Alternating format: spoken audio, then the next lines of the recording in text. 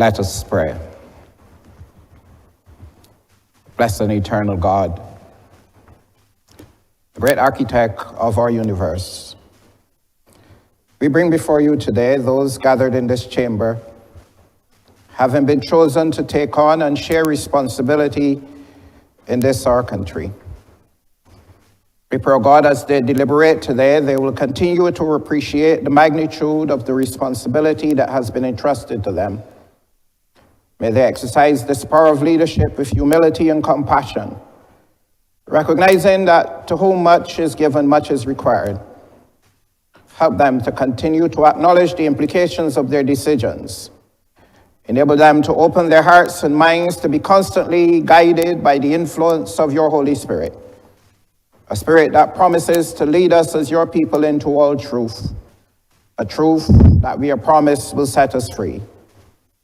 May they all seek to follow the promptings of that spirit, so that in all that they may do and all that they may say, it may be in accordance with your will for your people. We ask all these things in the name of a God who came and died, that God's people may have lives lived in all abundance. Even Jesus Christ, our Lord. Amen.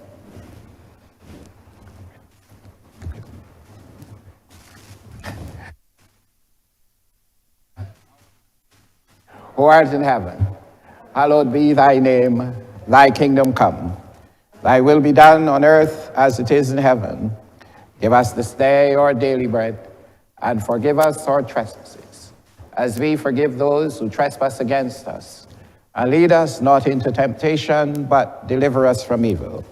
For thine is the kingdom, the power, and the glory, forever and ever. Amen.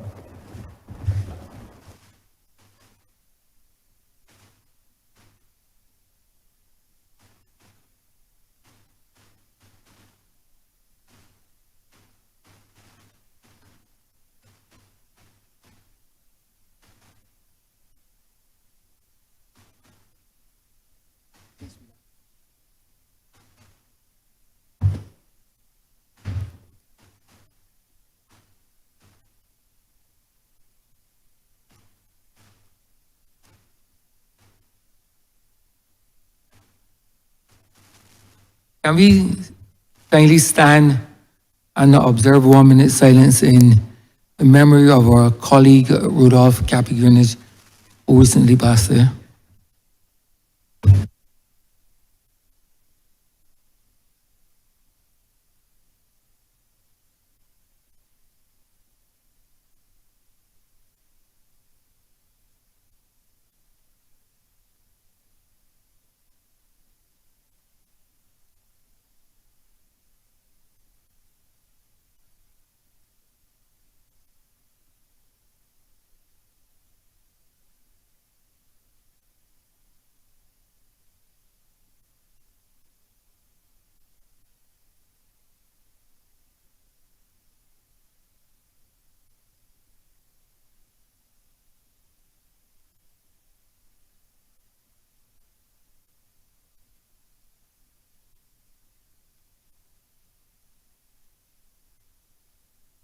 You may be seated.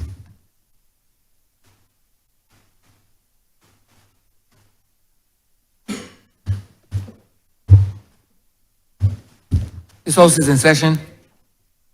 Minutes for the meeting held on Tuesday, July 30th, 2024 to be deferred. Honourable Leader of Government Business. Thank you, Mr. Speaker. I beg to move that the aforesaid minutes be deferred. Questions that the aforementioned minutes be deferred. All those honourable members in favour, please say aye. Those against, please say no. We think the ayes have it. The aforementioned minutes are hereby deferred. Announcements by Your Honour. Messages from Her Excellency, the President.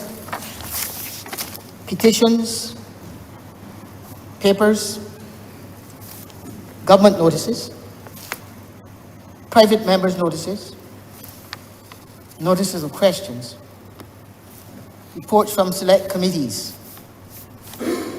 first reading of bills, statements by ministers. Honourable St. Peter.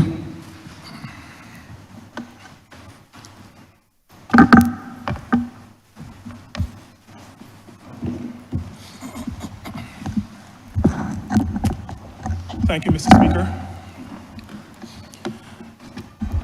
Mr. Speaker, for many years since the demise of King Sugar, the tourism industry has been the mainstay of the Barbados economy.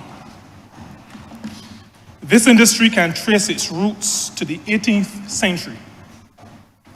Rachel Pringle Paul Green began operating the Royal Navy Hotel in the late 1770s in Bridgetown. After the railway line was constructed in 1883, Atlantis Inn and Crane Beach Hotel were built and began operating. The modern tourism industry can be traced to the visionary leadership of the Barbados Labour Party and its founder, the now Right Excellent Sir Grantley Herbert Adams, and the Hotel Aids Act of 1956. The industry has employed and continues to employ many people across a broad range of skills.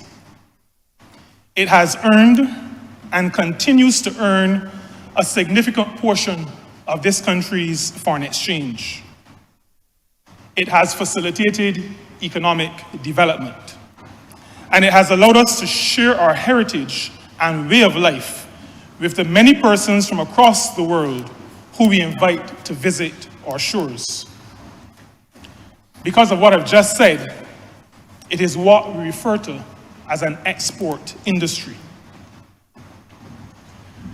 Tourism is a people-centered industry with limited scope for mechanization and automation. It is essentially people creating experiences for other people, whether those experiences are in the forms of sporting events, are for medical reasons, business meetings, exploring nature, visiting friends and relatives, or for rest and relaxation. As a people industry, it is necessary that those who create the experiences are valued, and that their ideas, their input, their work, their creativity, their labor is valued. Allow me, Mr. Speaker, to make the following point. Barbados emerged from 200 years of the most heinous form of enslavement in human history, inflicted by the English on Africans and people of African descent. Our post-emancipation experience during the 100 years after the passage of the Emancipation Act was not a good one.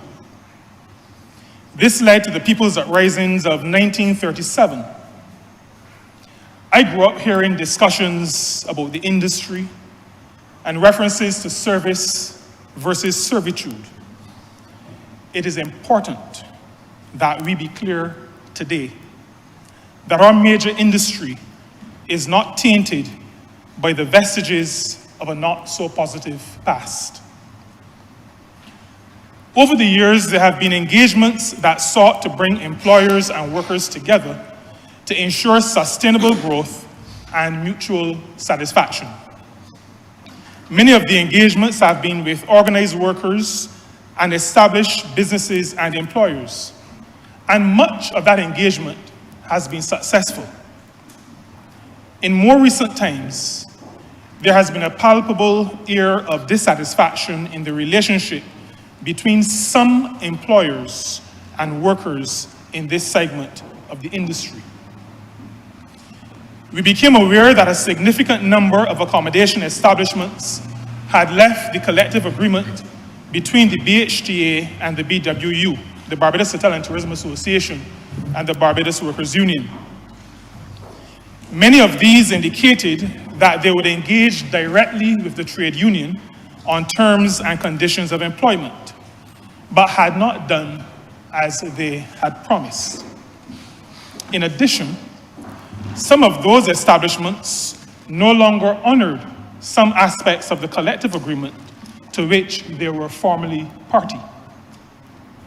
Government, recognizing this state of affairs and acutely aware of the importance of a well-functioning industry to our economic fortunes, convened a series of symposia between the months of September and December 2023 with employers and workers in the industry.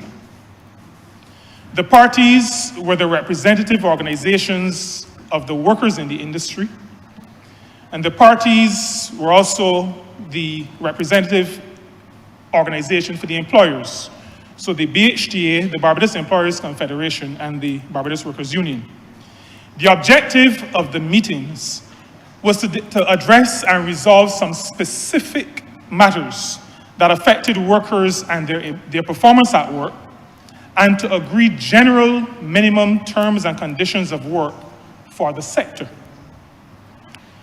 After a series of meetings, the last taking place on December 28th of 2023, the parties were not able to reach agreement on the language, even though we believe they were very close on the principles underlying terms and conditions.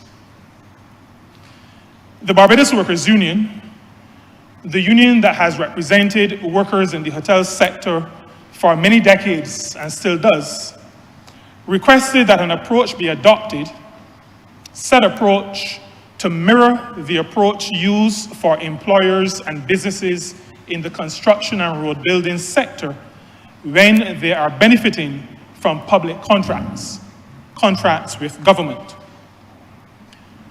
Mr. Speaker, this government operates on the principle that policy is one of the options at its disposal as it seeks to manage the affairs of the state and do right by the people. The setting for the first time in our history of a national minimum wage was one policy option to do right by the people of this country, and we employed that policy option.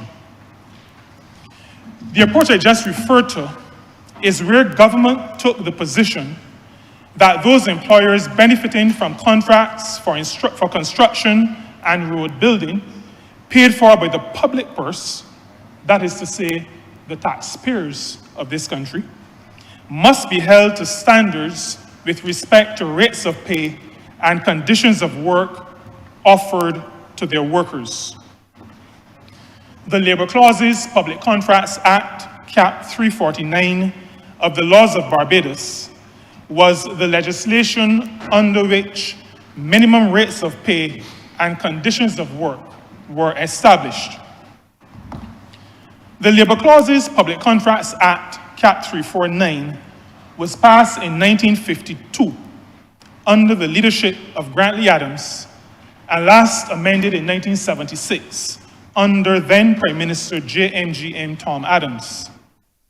The provisions of the Act closely mirror the articles of the International Labour Standard, Convention 94, Labour Clauses Public Contracts Convention 1949, which was ratified by Barbados on May 8, 1967. The purpose of Cap 349 and Convention 94.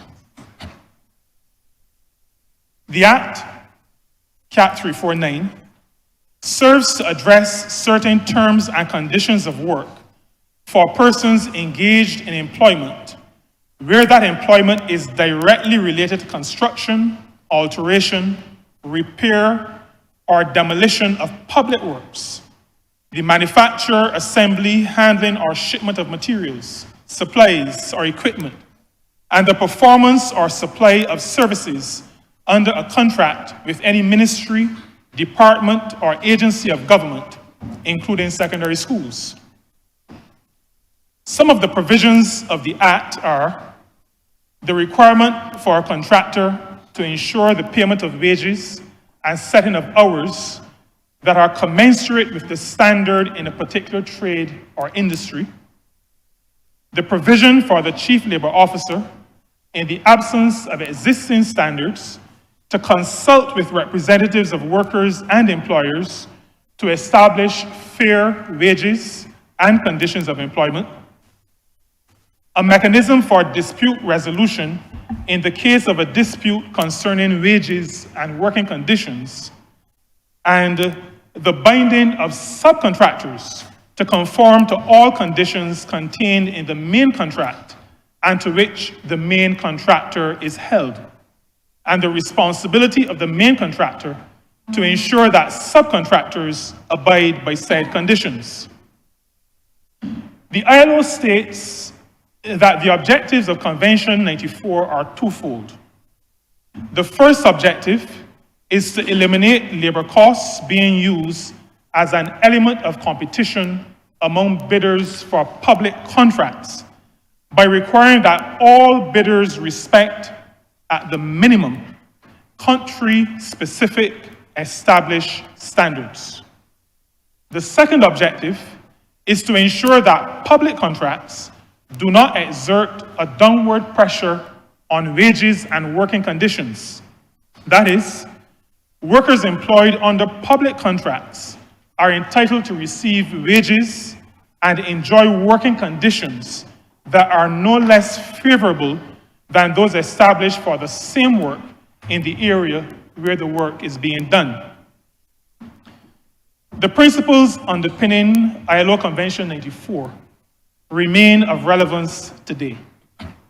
As a matter of fact, the ILO Committee of Experts on the Application of Conventions and Recommendations in 2007 was moved to say, in light of globalization and intense competition, and I quote, "The objectives of the convention are even more valid today than they were 60 years ago." The government was not able to use Cap 349 with respect to employers in the accommodation sector. Recommendation 84 is the companion standard to Convention 94 and speaks of subsidies and utilities. Cap 349 did not extend to those areas covered by Recommendation 84. You should note that much of what was considered to be subsidies in the 1950s are now referred to as concessions. Please also note that, and this is important, Recommendation 84 states that labor clauses should prescribe provisions contained in laws or regulations, collective agreements, arbitration awards, or other recognized arrangements. Government came to this Parliament in February of 2024, and after debate, the Labor Clauses Concessions Act was passed and is now law in Barbados. That law, as I said then, is framework legislation for businesses and employers receiving concessions from government. At the same time, I was clear to point out that we would be addressing the tourist or visitor accommodation sector for the reasons that I have already outlined. Mr. Speaker, in accordance with the law and process we use for construction and road building, the Chief Labor Officer consulted with the representatives of employers and workers on the matter of minimum rates of pay and the conditions of work. Meetings were held on March 5th, March 26th, and April 3rd. This consultation was not as difficult as it otherwise could have been because there is a collective agreement in existence that serves as the basis of terms and conditions for much of the sector. Today, I have the honor to share with this honorable chamber the minimum rates of pay and the conditions of work in the tourist or visitor accommodation sector that will be established and published in the official gazette. They are in the appendix to my statement, and for the avoidance of doubt, the appendix forms part of the statement. Allow me, Mr. Speaker, to share some of those rates of pay and conditions of work that are being established. And these are based on the existing collective agreement. I share them, recognizing that negotiations are ongoing between the BHTA and the BWU for a new collective agreement, and that because of that, revisions to the established rates of pay and conditions of work may need to be made in the not too distant future, depending on the outcome of those negotiations. Please also note that I will not speak to matters already addressed by existing laws or regulations. Before I list some of the conditions and rates which are based on the existing collective agreement, I'm informing this Honourable Chamber that beside what is mentioned in the appendix in minimum conditions of work, there is the understanding that where there is a system of service charge in place, there must be a joint service charge points committee. That committee's role is to monitor and manage the record keeping and distribution of service charge, including points allocation. In our symposia, we were reminded by former BWU General Secretary Sir Roy Trotman that the implementation of service charge in the industry in Barbados was the result of a request from employers.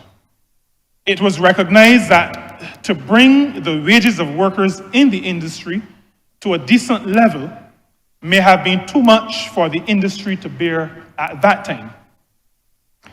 The long-standing employers who were present had the same recollection. Service charge brings wages of workers to an acceptable level. This is why it was never intended that managers receive service charge, and this was agreed by both sides. I can also inform that during the symposia, government restated its commitment to assist the industry with training and ensuring that our workers are world-class and meet world-class standards. This chamber may recall that this is a commitment that was made during those terrible days of the COVID-19 pandemic. Our people must be capable of performing at the highest standard in all roles of our most important industry. Government also committed to assisting the industry with research on job titles and job descriptions to facilitate any necessary revisions. Some of the conditions of work based on the existing collective agreement are: work schedules must be written. Additionally, other than in exceptional circumstances, written schedules must be posted and communicated to workers no later than 48 hours before the beginning of the work week. A night differential of $1.50 shall be paid to an employee for every hour of his or her rostered or requested shift that falls between 11 o'clock p.m. and 7 o'clock a.m. An employee who works on his or her day off or rest day, and I'm not referring to public holiday, shall be paid at double his or her normal rate of pay. Where split shifts are already in operation, there shall not be more than 3 in a 5-day work cycle. There are to be no new split shift arrangements unless agreed between workers and employers. Safety footwear appropriate to the task shall be provided by the employer to employees who are engaged as maintenance staff, stewards, kitchen staff, housepersons, gardeners, and porters. Where an employer requires that a distinctive uniform is to be worn by an employee, and in the industry we refer to distinctive as something other than a black bottom and a white top, at least 3 changes of uniform shall be provided to the employee on an annual basis by the employer at no cost to the employee. Where an employee is required to work beyond 12 o'clock midnight, the employer shall provide for the employee transportation to his or her home. Where on a workday, an employee is required to report for duty before or up to 6 o'clock a.m., the employer shall provide transportation to work for that day at no cost to the employee. Where an employee is not expected to work beyond 12 o'clock midnight, but expects to take the 12 o'clock midnight or the last scheduled public transport vehicle to his or her home, the employees should advise the employer of his or her transportation issues so that adequate provision can be made for them to be permitted to take that last public transportation. An employee who is granted permission in this instance shall not suffer any loss of wages. Under rates of pay, the minimum weekly rates, not including service charge, for some categories, based on the existing collective agreement, are as follows. Room attendants in a luxury establishment, $412.49. And these are weekly rates, as I said, minimum weekly rates. General worker in an A-class establishment, $340. A bell person in a B-class establishment, $340. Receptionist in an A-class establishment, $399.53. A waiter in a luxury establishment, $447.33. A storeroom attendant in an A-class establishment, $369.19. A general cook in a B-class establishment, $340. These are all based on the existing collective agreement. They could be subject to further adjustments based on the outcome of current negotiations between the BHTA and the BWU. Mr. Speaker, the Barbados Labour Party government, this Barbados Labour Party government, continues to demonstrate our commitment to the workers of Barbados. The establishment of minimum rates of pay and conditions of work in the tourist or visitor accommodation sector is an important addition to our program of recognizing the value of workers and their labor. We reaffirm our agreement with a fundamental principle of the ILO's 1944 Declaration of Philadelphia, which states that labor is not a commodity. I will remind this Honourable Chamber of some of what this government has done since taking responsibility for the management of this country's affairs. We set about discharging our moral responsibility in 2020 when Parliament debated and passed the Employment Prevention of Discrimination Act. This legislation was enacted to ensure that the diversity of workers in Barbados was respected and that they were protected against discrimination on the grounds of race, origin, political opinion, trade union affiliation, color, creed, sex, sexual orientation, social status, marital status, domestic partnership status, pregnancy, maternity, family responsibility, medical condition, disability, age, or physical feature, subject to situations that involve genuine occupational qualification, unjustifiable hardship, measures intended to achieve equality, care of minors, religious bodies, and educational institutions administered in accordance with particular religious beliefs.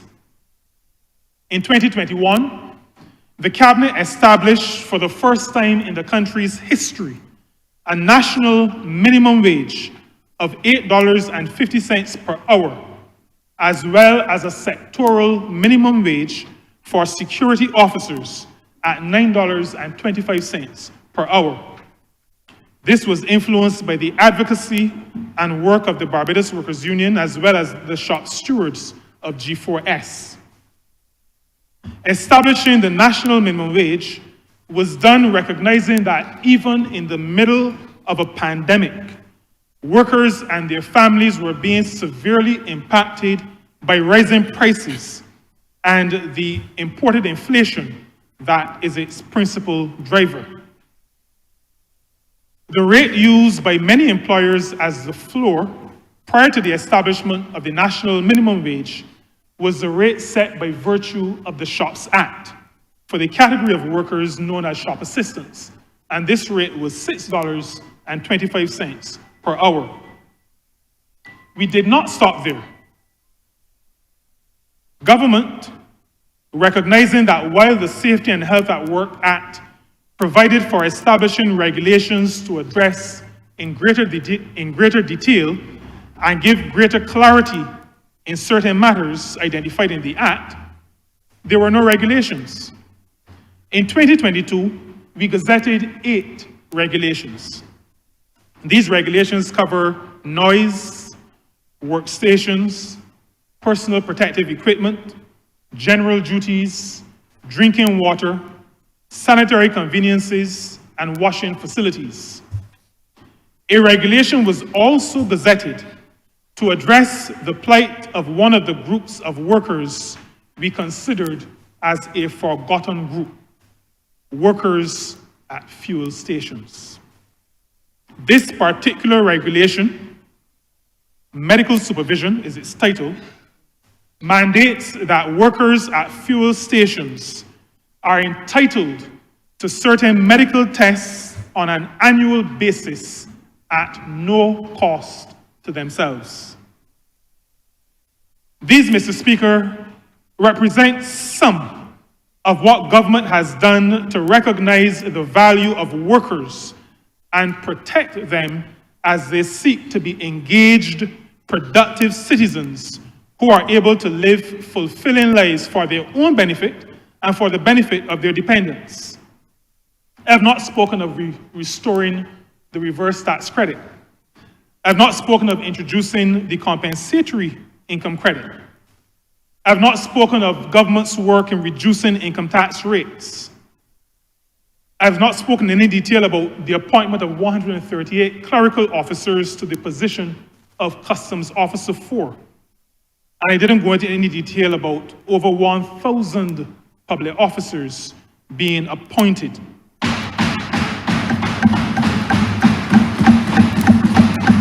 And Mr. Speaker, I will not go into any detail at this time about the 3 pay increases that the public officers have received in the last 6 years. 3 pay increases in the last 6 years. Mr. Speaker, this government will continue to ensure that workers in Barbados are protected, valued, and encouraged to become fully productive participants in national development. We will continue to be people-centered in our governance, people-centered in our policy making, and people-centered in our legislation. Mr. Speaker, I'm obliged to you.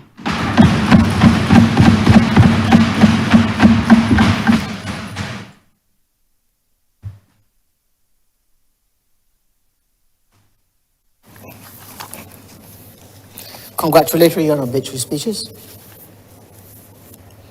Personal explanations. Motions for leave of absence. Oral replies to questions. Notice of motions for adjournment of the House on matters of urgent public importance. orders of the day. Honourable Leader of Government Business. Thank you, Mr. Speaker. I beg to move the suspension of standing orders 6, 16, 18, 20, 42 subsection 5, 43, and 44 for the remainder of the day's sitting. The question is that the aforementioned standing orders be suspended for the remainder of the day's sitting. All those honourable members in favour, please say aye. Those against, please say no. Me think the ayes have it. The aforementioned standing orders are hereby suspended for the remainder of the day's sitting. Government business is the order of the day. Order number 6, sir.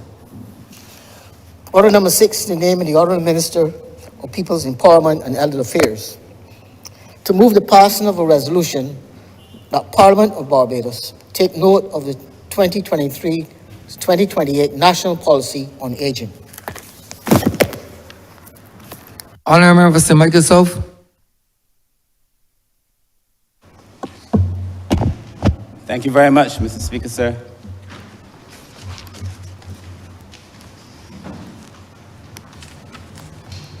Sir, it is my distinct privilege this morning to raise and to lead on this resolution as it relates to the National Policy on Aging. As you know, sir, in the ministry we've done significant work over the last few years to bring ourselves to a position where we are able to come and lay this policy before the Parliament. But also, sir, to be able to do similar work in policy for children, on gender, on disabilities as well, sir, and just the overarching policy framework that must now drive the ministry. Mr. Speaker, sir, I feel that, as we are all aware, and you know, when we talk policy, many people sometimes think, sir, that we are just talking, and that at the end of a policy, there is nothing. In fact, sir, having been a public servant most of my life, I am well aware that a lot of policies that would have been created within the public service have become nothing but dust on a shelf. I must tell you up front, sir, that that is not our intention here. And in fact, as I go through the presentation this morning, sir, you will see that we have put in place a number of systems to ensure that this does not become dust on a shelf. I was once told, sir, that planning without action is a daydream, but that action without planning is a nightmare. And that there is therefore a sense in which all of us, sir, must engage in proper planning to ensure that we do what is necessary, sir, to drive this country forward. I, sir, am now at the age, you know, they say that old men dream dreams and young men have visions. I am now crossing between both worlds, where 1 minute I'm daydreaming and the next minute I might have visions. So I appreciate, sir, that the reality for many Barbadians who, sir, the average age in Barbados now is mid-40s. The average Barbadian is somewhere between 45 and 47. All now at the point where they will soon start having daydreams like old men do. Mr. Speaker, sir, it is important that we plan out as we go forward, sir. I'm at the point in my life, sir, where I am driven by certain questions. And I have, sir, during the course of this presentation, I will take you through our situation analysis. I will take you through the actual policy. And I will take you through our implementation plan, sir. But I am at the point in my life, sir, where I now ask myself certain questions. My daily question now is, what kind of man do I want to be? And what kind of world do I wish to live in? And the question that now, as an older person, I guess, what is the legacy that I wish to leave behind, sir? And to offer myself, sir, in the best way that I can, sir, hoping that the best is good enough. Mr. Speaker, sir, I have no doubt that this work and the other associated policy work that we are doing will serve to transform Barbados, sir. I have no doubt. And let me say, sir, at the outset that you might, during the course of this conversation, hear me use different terminology. The nomenclature may change. I may say seniors. I know some people prefer seniors. I may say elderly. I may say older persons. But the sense is that I'm talking about the same group, basically those 65 and older, generally. And that even though it may change in nomenclature, you must appreciate, sir, that this government has always and will always treat to older persons with a sense of respect and a great degree of dignity. Evidence in all the things that we would have done since we came into office, sir, to ensure that life is better for older persons. Sir, at the outset as well, let me thank a number of persons before you actually get into this policy, sir. I want to begin, sir, and permit me to say a few names, sir. Thank you. I want to begin, of course, by thanking the former minister, Cynthia Ford, who would have started this work, sir, before I became minister. In fact, the situation analysis was done before I became the minister, led by Cynthia Ford. I want to thank her, sir, because she has not only served this ministry, but she has served this country. You mean the Honourable? The Honourable Member for St. Thomas, sir. The Honourable Member for St. Thomas, who served this ministry and this country with great distinction, sir. I want to thank her as I begin this presentation.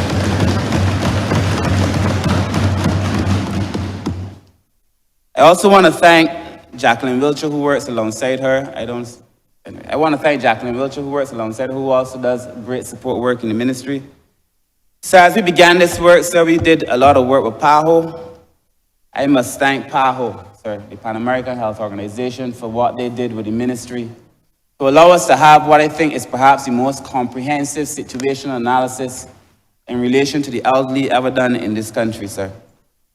I call all this work the floor, basically, like where we are now, the floor. And hopefully, sir, we can go no lower, because the situation facing elderly people in Barbados, sir, as you will see during this presentation, needs urgent attention. Of course, sir, the policy that is before the House, sir, was commissioned, and we hired, sir, Professor Dwayne Devonish and Lawrence Nurse, Dr. Nurse, from the University of the West Indies to help guide the situational analysis as well as the policy framework that we have. I want to begin by thanking them as well, sir. And at present, sir, we are working on the legislation. We have a version of the drafting instructions, and I want to thank all who worked on those drafting instructions, as well as the Law Reform Commission and Sir David Simmons, who has given us a lot of assistance, sir, in getting the most appropriate drafting instructions as we go forward, sir. And I believe, sir, that we will have this legislation before the House in very short order. And I'm certain, sir, that we will have the legislation for persons with disabilities before the House by the end of this year. So I also want to thank our many partners in this fight, sir. I want to thank the Barbados Association of Retired Persons. Sir, BARP has done such good work for older persons in this country.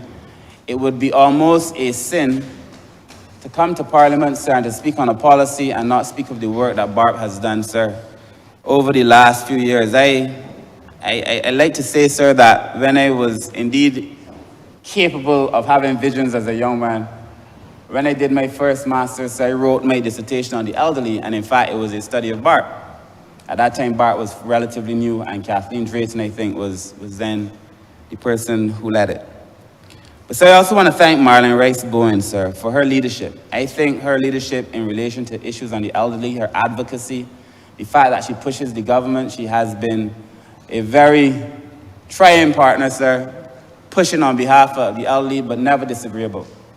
Even though we don't always agree, sir. I really want to thank Marlon Rice-Bowen for her leadership. I think it has been outstanding, and that the persons who are old in this country are better off because of her leadership, sir. I also want to thank the Seroptimists. You know, they're like almost quiet leaders in this business, sir. And the housing that they provide for older persons, the Dementia Organization, the Alzheimer's Association. So there are a number of them, sir. I also would want to thank my friends at CBL Chambers. They're not here, but I want to thank them, sir, because, you know, there was a time when we engaged publicly, sir, on what should be the way forward, sir. But I want to thank them because it is not normal that you see young men having an interest. I don't remember they're upstairs. Oh, okay. Thank you, sir.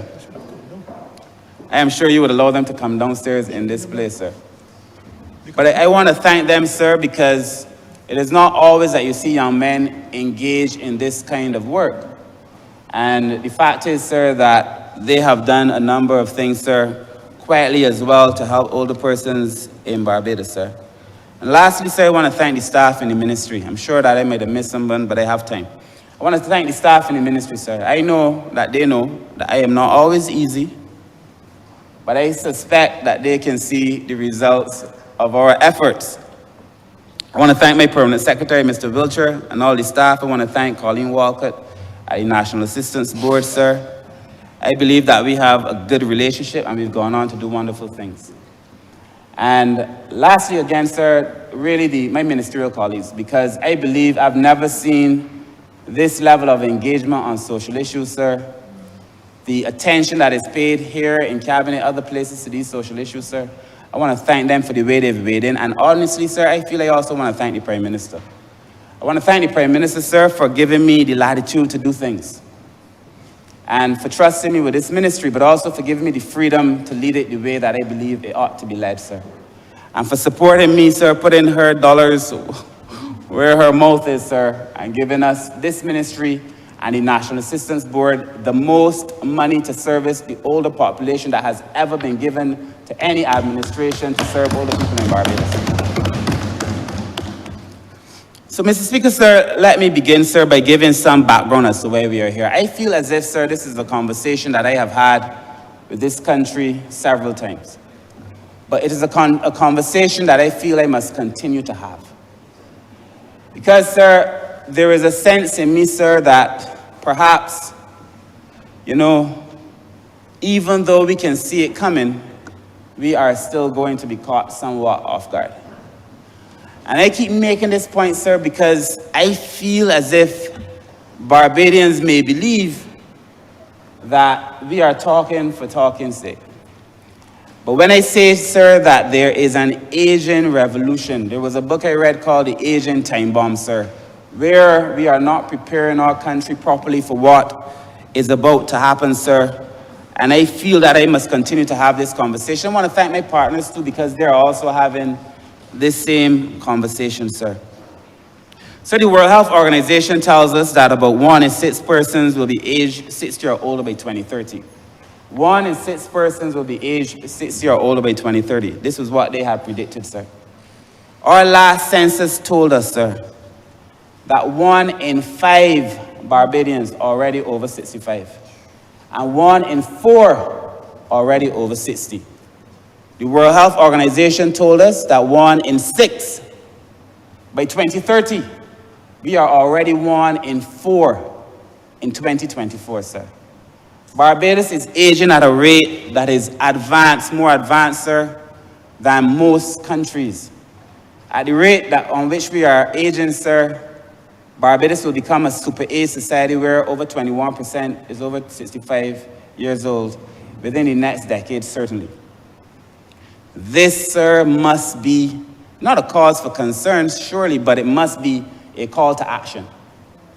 If we are to address what is going to befall this country, sir, when I spoke last time in the population report, sir, I suggested that the rate of increase, the rate at which this country is aging, should cause us all some degree of concern. We are aging, sir, at a rate that should cause us all concern because it has policy implications. If the average Barbadian is now mid-40s, you could only imagine what the age of the average Barbadian will be in the next 20 years.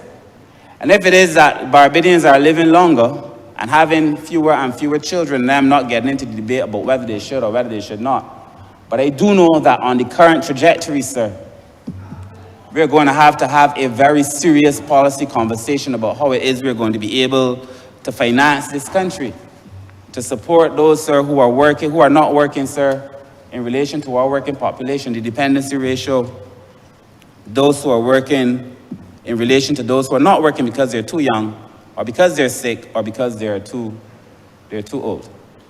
And if you have a shrinking working population meant to carry all of that, then, sir, this is a conversation that the country is going to have. Regrettably, sir, the pension conversation had taken a political slant.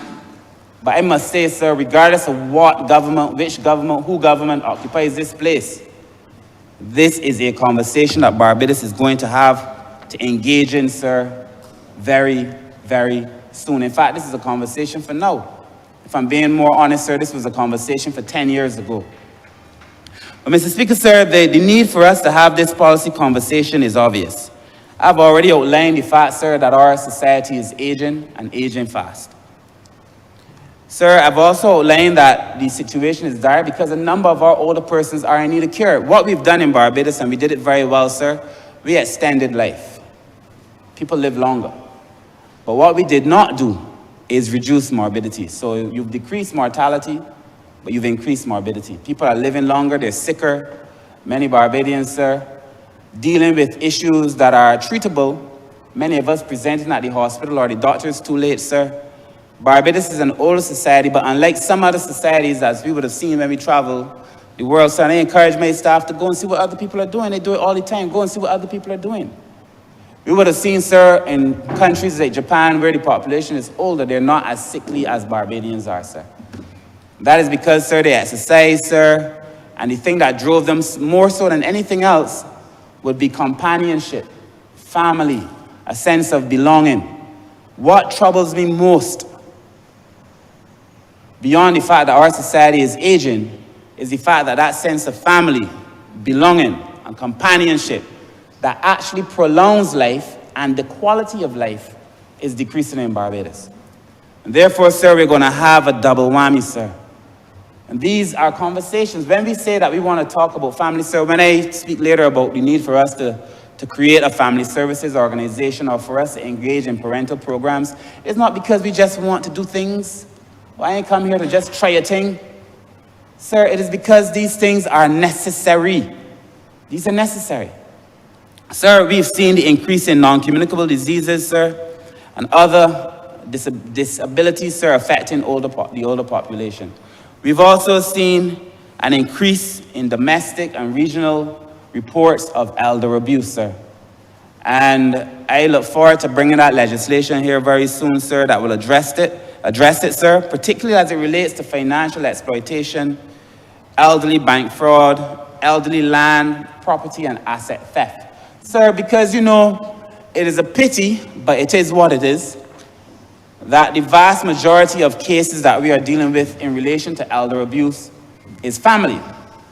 It is often a son, a daughter, a brother or sister who is attempting to take advantage of the elderly, sir.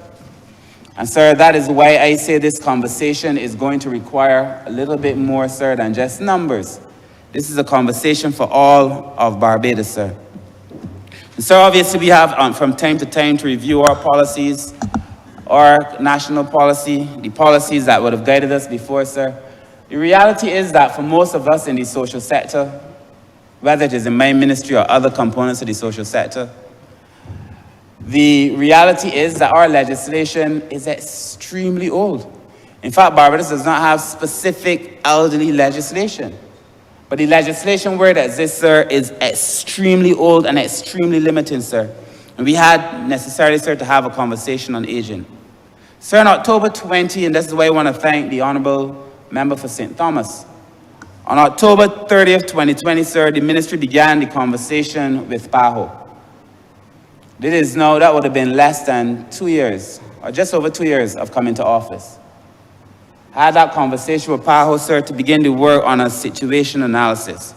A conversation on aging and elder affairs forming the narrative was what they call it, sir.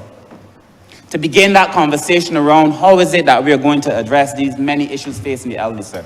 And when I go through the situation analysis, sir, as I will in some detail, it is not to tell Barbadians a horror story, but it is to present the reality of the times and to present the need for the policy that we are bringing and the legislation that we are bringing. So I know full well that we cannot do this on our own.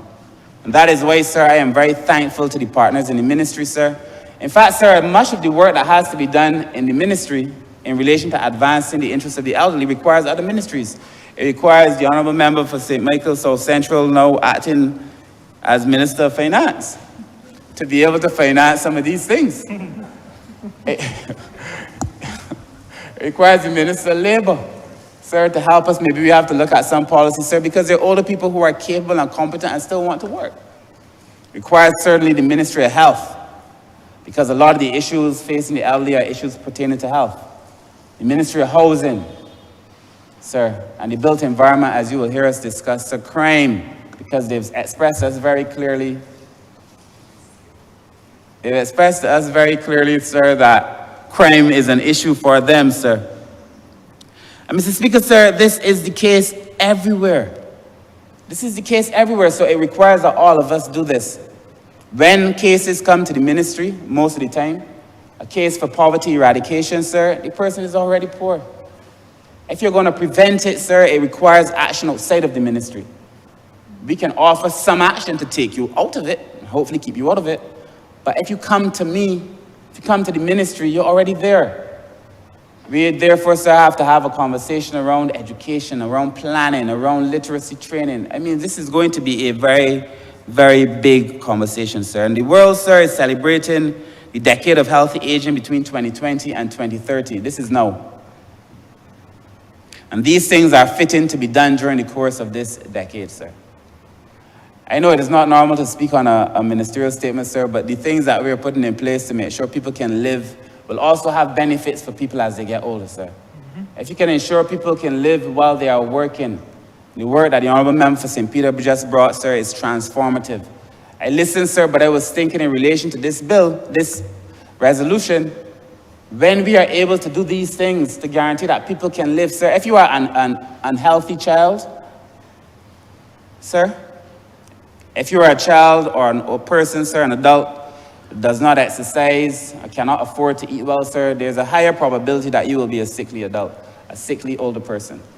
So we have to make sure that older people are able to live, sir, but it doesn't begin at the end, sir.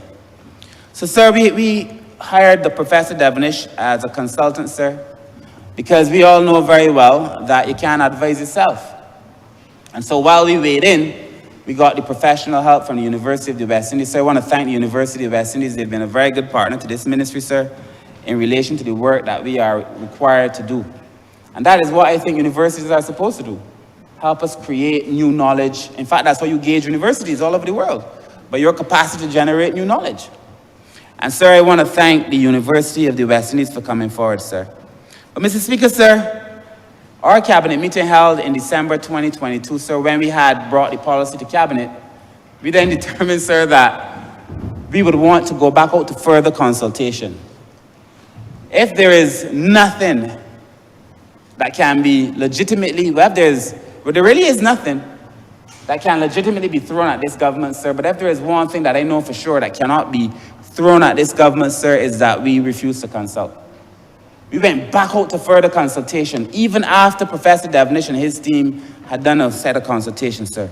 And the cabinet decided then, sir, that we should have further conversations, sir, with the health sector, faith-based organizations, insurance agencies, private sector, community-based organizations, further conversations with bar operators in the service, leaders in the civil society spaces, sir, and the Barbados Police Force.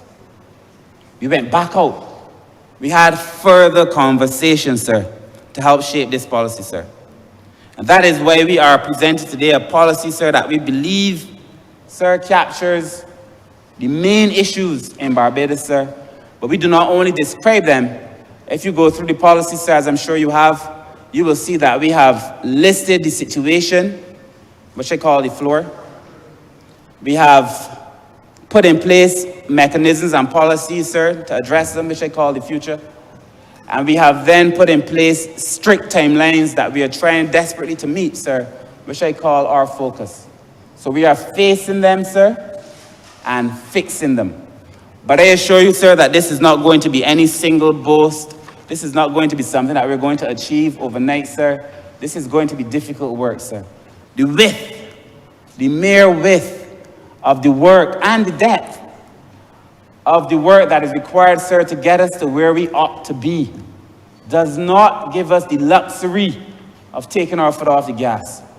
We have to work today, tomorrow, Mr. Chairman, sir, and every other day, Mr. Speaker, sir, to be able to get where we ought to be going, sir. So let me share with you, sir, that because of our demographic transition and the fact that our aging is so advanced, sir, we have one of the fastest aging populations in the world. in the world, sir. That is going to be a cause for concern, sir. The other thing, sir, that we found during the conversation, sir, was that elderly people were very concerned about their care during disasters. And if you're living in a climate crisis, sir, you would know that you have to be concerned about disasters. In fact, sir, our disasters, we anticipate, sir, having had the hottest day for the year, almost every day this year, hotter than the last one. Sir, we saw a hurricane forming in June, hitting Barbados in July. So these are unprecedented things. The older person, sir, considering the fact that I said that most of them now have to reside alone, one way or the other, they're concerned about that, sir. And let me address this one way or the other, this reside alone thing, sir, because, you know, Mr. Speaker, sir, there is a belief that if you live in a house with somebody, that you got support. That if you live as an older person in a household with a grandchild or a granddaughter, that you have support. That is a myth. The staff of the National Assistance Board would tell you quite clearly, if they were to speak to it, sir, if, so permit me to say, George Griffith, I know, who is doing a lot of work with the companion program, if he spoke to it, or the director, Ms. Colleen Walker, spoke to it, they would tell you that there are many cases where people live in households with older people, sir, and do nothing for them. And that the only care they receive is the care that they receive from the state. And that the day when the National Assistance Board workers do not show up, that the older persons in a house with other people get no support. Or you may choose, sir, or other people, not you, sir, but others may choose to think that I am a man not telling truth when I say that sometimes we go and dress a wound, sir, and it has no care, nobody looks at it again until we go back. And God forbid that there is a vacation day, a holiday, sir, and the worker asks for an additional day. That's an additional day. Or if the person is in, I don't want to say pampered, but if the person is in incontinent, and the person soils themselves, sir, that in a house with other people, that person is not cleaned or cared for until the National Assistance Board workers go back. That is the reality of Barbados, sir. And I'm not saying it's everybody, but it certainly is a lot of what we are now seeing, sir. So there is a conversation to be had around care. There's a conversation to be had now around family, sir. And there's a conversation to be had around relationships. And sir, you have to juxtapose this against what I said, which is that the reason people are able to live longer and the reason that people are able to live well is because of the relationship. And if that relationship is deteriorating, then we really have a problem in Barbados, sir. But they're very concerned about disasters. And there's also, sir, we've seen it now with fires, with flooding, even with high wind, sir. There are a number of issues facing the older population, sir. The last census told us that 1 in every 5 Barbadians is now over 65. I keep making this point. 1 in every 4 over 60. Barbados is old, sir. Barbados has a problem. And if we do not act now, sir, if we try to kick the can down the road, then we will reap what it is that we sow. I am saying to Barbados, sir, that the problem facing Barbados is real. This is not a drill. This is not a drill. That this is the reality facing Barbados, sir. If we do not do something about this, sir, very soon, it is going to come back to haunt Barbados. So of all the things that I deal with in the ministry, sir, aging, disabilities, HIV, children's issues, of all the issues that I deal with, sir, the one that I worry most about now is the aging dynamic. Because I know that it will come back to haunt all of us, sir. And that the present reality for those who are already there is not pleasant, sir. So, Mr. Speaker, sir, we then went on to look at this situational analysis, sir. And the terms of reference were very clear. I will not go through them, sir. But the terms of reference are very clear. When we decided to settle on getting this situation analysis, in essence, what we wanted to do was to capture the idea of what it is that is occurring in Barbados and to develop a system for monitoring and evaluating it, sir, and to put in place a new framework to be able to address it, sir. Sir, the key characteristics that we felt, sir, in relation to the global standards that we would want to have, sir, were in relation to availability. These are our services.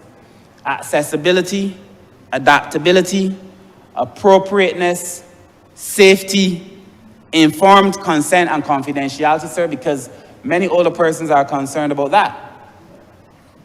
Effective communication and participation, sir, by all of our stakeholders, sir, and by all the persons with whom older persons come into contact with, sir.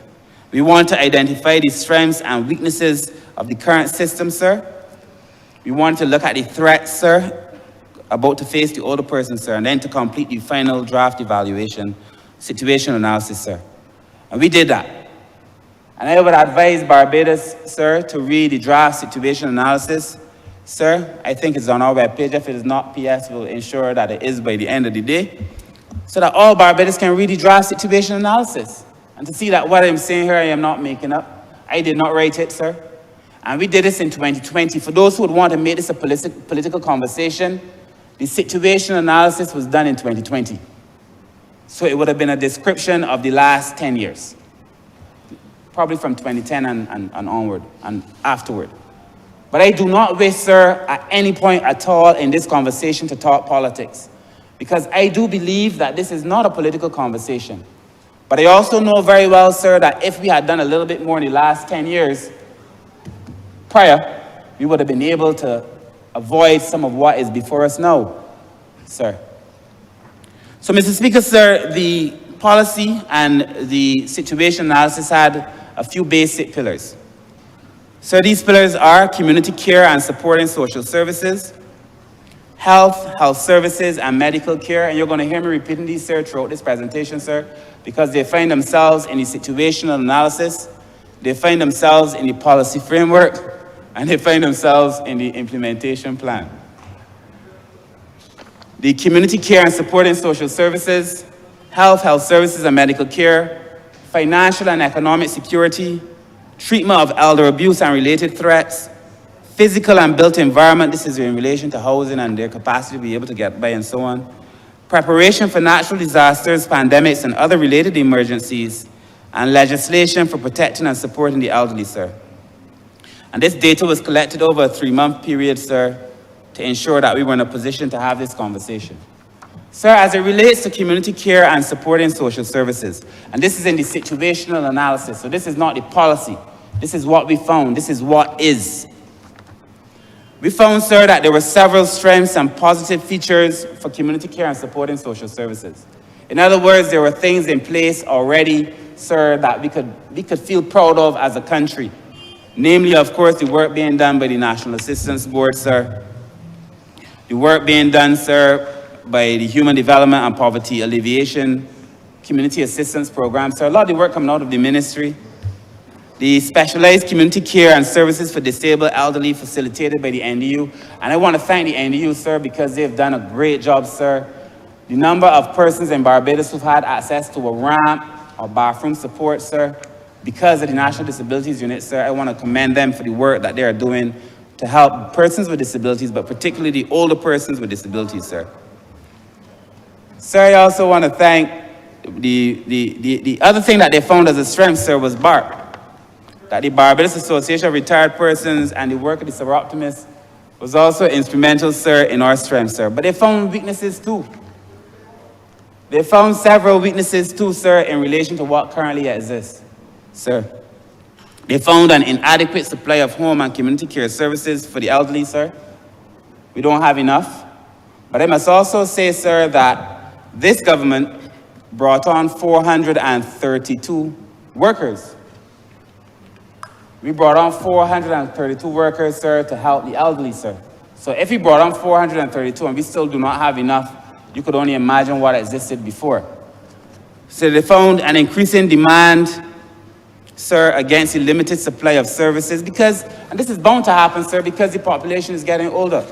The population is getting older, there are less people caring for the elderly, the role of the state has to change, the burden of care now becomes the state's responsibility.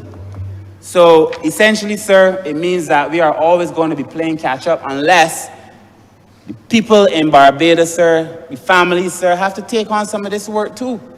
It is going to be impossible for every person who is over 65 in need of care to have a home health worker assigned. And the question that's asked to me is, can I get a home helper? And can I have a home helper all day long? It's impossible.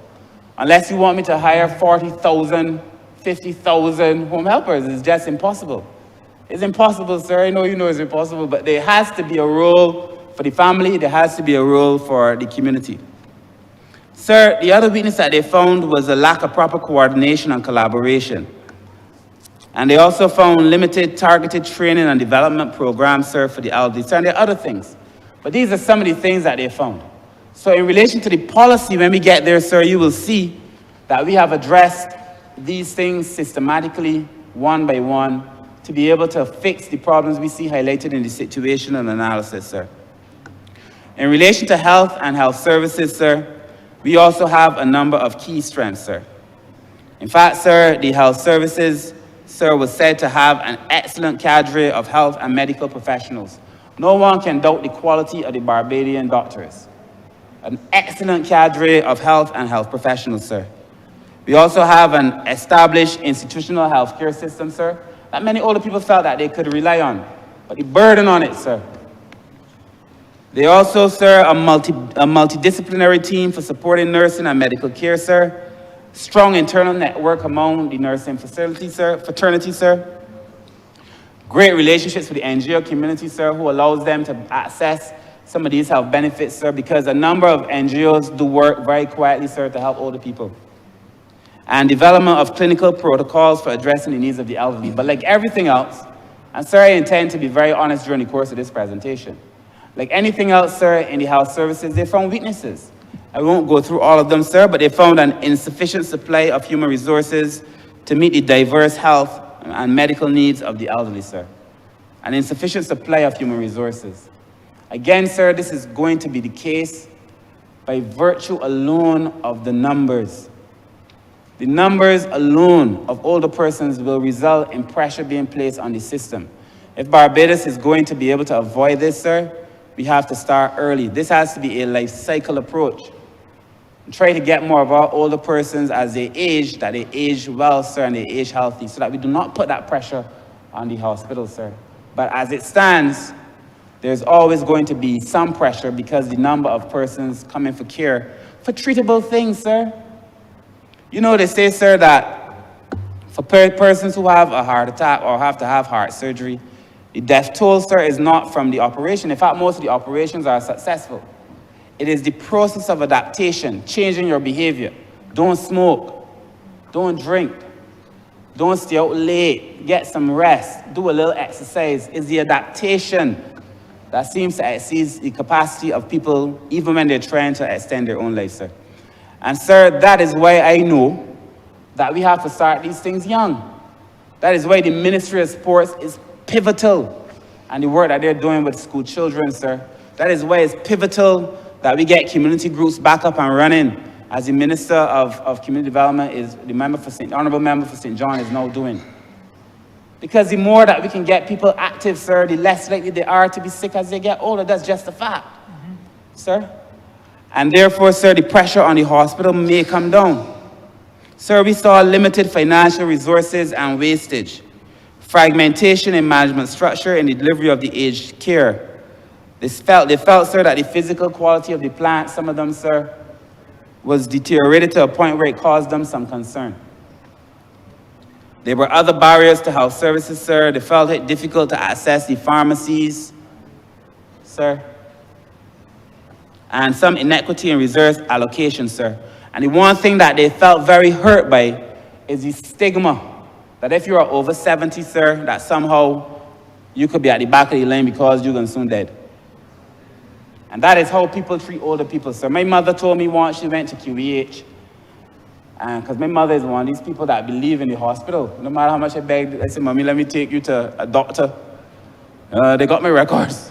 They got my records at the clinic, and they got my records at the hospital. She ain't want to go to no doctor at all. Gone to the hospital in agony and asked the security guard for a chair. And security guard said, wait your turn. So she, like everybody else outside, kneeling over in pain, sir. We went to just a week or two ago, sir, I was driving around, sir, and there was an older man, sir, who he told me he was at the back of the lane. You could see he's in pain in the gas station in St. Philip and in Curtains. And, sir, this man is bending over in pain. He said to me, I had an operation just yesterday. But two things occurred to me. First of all, that this man was in so much pain, but that he had nobody that could go to the gas station and he was buying food, sir, and buy him food. But when he said it, sir, I don't know if it's a St. Philip thing, but the people all stepped aside and allowed him to go to the front of the line. That is the Barbados that I know. And that is the Barbados that we must get back. I want to thank the people in St. Philip because they all stepped aside and allowed that man to get to the front of the line once they realized that he was hurt. But the older people are telling me that is not their experience at the hospital. And that is not their experience at a lot of the clinics. And it wasn't my mother's experience. And I'm saying to you, sir, that we have to do better. And it's not, this isn't to blame the government. Most of the time, this is a security guard. It's the same thing at welfare. That oftentimes people complain about the guard not allowing them to get past the gate. No matter how many times they tell them the guard shouldn't be getting involved in these things. Sometimes it's a guard. It could be another worker, sir. But of course, these things come back to haunt those of us who sit in this place. And so we have to get it right. But they feel that they're discriminated against very heavily in the medical. I suspect, sir, that it's everywhere. I suspect that they feel so when they come to welfare. In fact, they said so. That they feel they get discriminated against at welfare too. And so this discrimination, Honourable Member for St. Michael East, is everywhere. If you get a certain age, sir, they feel that, your time passed. And we have to be able to work on that, sir. In terms of financial and economic security, sir, several strengths were also identified. The existence of a functioning public service facility providing financial assistance for at-risk elderly, an attractive national welfare assistance program. They found it was attractive, many of them. Although I feel, sir, that the time has come now to start looking at what we offer in welfare, given the cost of living, sir. A lot of it, as the Honourable Member for St. Peter said, inflation imported because of what is happening in the world. So we have to maybe review these numbers. They felt the assistance in kind program at welfare was pretty good. But, sir, they also identified key weaknesses. They felt, sir, there was a lack of adequate financial literacy training. They felt they did not know how to navigate some of these things. Sir, we also found that there was poor retirement planning. I heard the head of BARP, sir, speak about retirement planning. Sir, I want to thank them. Sir, recently BARP launched a business center of sorts, so where elderly persons can come in, get some training, learn to use the internet, because the days of not being able to use the internet, sir, are fast coming to zero.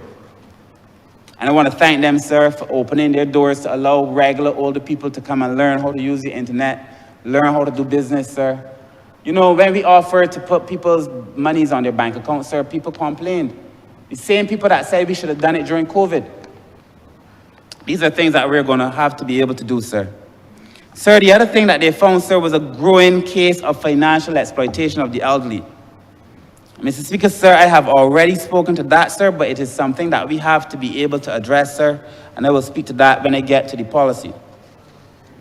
So, Mr. Speaker, sir, there are a number of things. The other thing, sir, that we addressed was in relation to treatment of the elderly, sir, and related threats. Again, we found strengths, sir, but we also found weaknesses. And in relation to the physical and built environment, sir, they felt that Barbados had an established transportation system. They felt that the availability of assisted living facilities by the NAB was very good, extremely good actually, is what they said, but that we just don't have enough. We just don't have enough. Sir, every day, because people seem to think, sir, that everything old is the Honourable Member for St. Michael South responsibility. So I hear, sir, when an older person has an issue, they call me quick. But a lot of the issues, sir, in terms of elderly care, sir, is at the Ministry of Health. In terms of the facilities, the nursing facilities around the country, those are under the Ministry of Health. But a lot of them call me, sir, in relation to that, sir. But they feel we need to have more facilities. And in that vein, sir, I want to thank again the Prime Minister, sir, for giving us access this year to $7 million to begin the process of building out new facilities for the elderly, sir.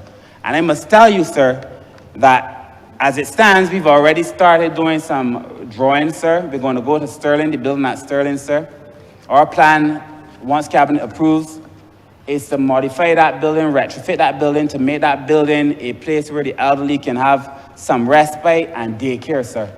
And we're also going to use that money, sir, to build some housing on that space, sir, in relation with BARC as well as with Sir Optimus, sir.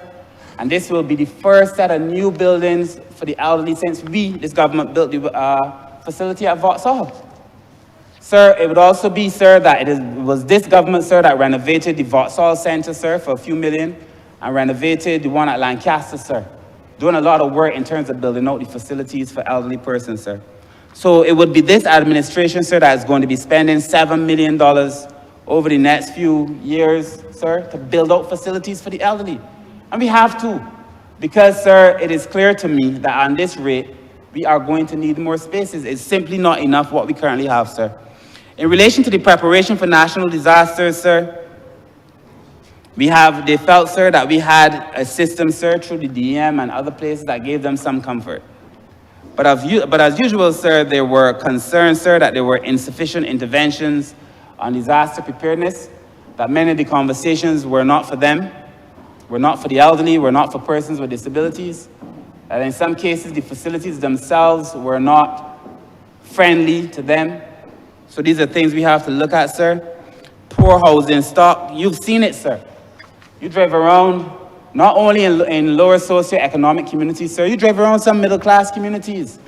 And you would have had a time where people had maybe a teacher married to another teacher or a policeman or something, and they built themselves a middle-class life.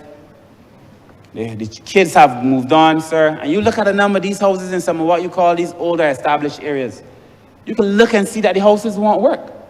The roof leaking, they can't afford to fix the cupboards leaking, the piping leaking. You look around some of these established communities, you will see. So when I say these things, I'm not only talking about what people would perceive to be the poorer persons of our community, sir. There are people who would have lived a good life, but not that they're older, their pensions just cannot carry them, cannot support the houses, sir. And we have to have a conversation about how do we intervene and help these people, sir, to be able to help themselves, sir. In relation, sir, to the legislation, sir, the major strength was that they felt, sir, that we had some legislation in the national security, the National Insurance and Social Security, the Pensions Act, and so on, sir, the National Assistance Act. But obviously, there is no clear legislation in relation to elder abuse, and this is what started the conversation with me and my friends at CBL, sir. But there was no clear legislation. And I suspect, sir, that once I get those draft instructions to Cabinet next week, very soon before this Parliament, sir, we're going to bring legislation to protect the elderly, sir, on a number of these issues. Not only on elder abuse, but all those other issues that I have mentioned, sir. So, Mr. Speaker, sir, in summary, sir, the key findings of the situation analysis was really and truly, I could simply say in one word, bleak. That the situation for older persons in Barbados as it stands without intervention is bleak. And therefore, we have to do things, sir, to make sure that we improve the lot for older persons, sir. So when we categorize what were the major issues, the first one, sir, in summary, was that the elderly felt that they needed greater financial and economic security. That's the first one. Greater financial and economic security. This was highlighted by over 80% of the respondents. Greater financial and economic security, sir. The second was in relation to health and wellness needs, sir, where 65 to 70% felt that they wanted better access and so on to health care. And then, sir, about another 50% of the respondents, sir, felt there were other problems, but predominantly as it related to disasters and their own care, sir. And then, of course, sir, there were some institutions that did not fare as well in relation to the judgment of the older population, sir. They felt very kind about BARC, they felt very kind about NAB, they felt very kind about the National Disabilities Unit, but, sir, they did not feel as kind about the banking system, or BRA, or the licensing authority, or the welfare department, and in relation to their access to employment. That they feel somehow that they are discriminated against in these facilities, sir. So, sir, there is a lot of work to be done, sir, in relation to that. That leads me, sir, to the policy. Sir, the Barbados National Policy on Aging for 2023 to 2028 seeks to address all of those concerns that I just raised, sir. You know, sir, this administration, we had a philosophy of facing it and fixing it. The current Prime Minister always says to me, sir, we have to complete the circle of enfranchisement. We have done a lot, sir, but we have to do more now. You know, it was easier, I feel, for people to see the things that you would have done. When you're going to pave a road, Honourable Member for St. Michael Southeast, if you pave a road, people could come and say, yeah, you pave a road, right? And if you don't pave a road, they see that you haven't paved the road, and they could get pleased or they could get upset. When back in the day, sir, when, you know, you give people free access to education, they, you know, because these are things. But as the world has changed, these things become less visible, less tangible. So even as you make progress, sir, it becomes difficult for people to be able to see it. We have to find a way to communicate it and to measure it. So what is in this national policy, sir, that I felt it was important enough for us to share in this Parliament, sir? It covers the period 2023 to 2028, sir, and it advances a number of key priority areas of intervention and for interaction. And it requires, sir, that we have a whole-of-country approach. Sir, allow me once more to read the core priority areas which came from the situational analysis, sir, for consistency, so people understand that there is a plan to this thing, a method, sir, in this madness. Mr. Speaker, sir, community care and supporting social services. Health services and medical care. Financial, social, and economic security. Treatment of elder abuse and related threats. The physical and the built environment. Preparation for natural disasters, and legislation for protecting and supporting the elderly, sir. I will not go over again the rationale for an aging policy. I believe that I've made that very clear. In relation, sir, to the state that the country is in relation to how the older population is not feeling that they can benefit from all that Barbados has to offer. So I'm not going to get into the need to have it, sir. I'm sure we all agree that there is a need to have it, sir. But, sir, what is our focus? In this policy, sir, we outline overarching policy goals and a vision statement. Our overarching goal, sir, is to enable and promote healthy and active aging as a way of life for all Barbadians, and ensure that the fundamental rights and freedoms of older persons are fully recognized and vigorously defended. Vigorously defended. It is not enough to recognize them, sir, but you must defend them. It's not enough to defend them, sir, but you must defend them vigorously to ensure that older people can benefit, sir, from all that Barbados has to offer. The vision, sir, that we outline, sir, is to be a country in which all older persons are sufficiently engaged, equipped, and empowered to lead healthy, active, secure, and dignified lives in this country, sir. So given this statement, sir, this policy reflects what I think, sir, is the attention that we must pay to these core areas. I will not read them again, sir, but you know them. Community, economic security, financial, treatment of elders, and so on. Sir, as we have outlined, sir, for each of these policy objectives, we have articulated what the overarching objective is. We've then identified individual objectives, and for every objective, sir, we've put in place a strategy. For every strategy, sir, were I to go through, which I won't do this morning, but were I to go through the implementation plan, we've put in place timelines for everything, sir. So I know when I am on target. PS knows when he's on target. I know when the ministry is on target. And I know when we are off target, sir. And I know there are certain things that we are ahead of schedule, and regrettably there are certain things that we are behind but must come back up to par. But we've outlined, sir, overarching objectives, and then we've identified individual objectives, and then strategies and timelines. Sir, we were so meticulous, sir. I want to thank Professor Devonish and Dr. Nurse, sir. Because even after that, when we met with them, sir, we put in place checklists. Checklists.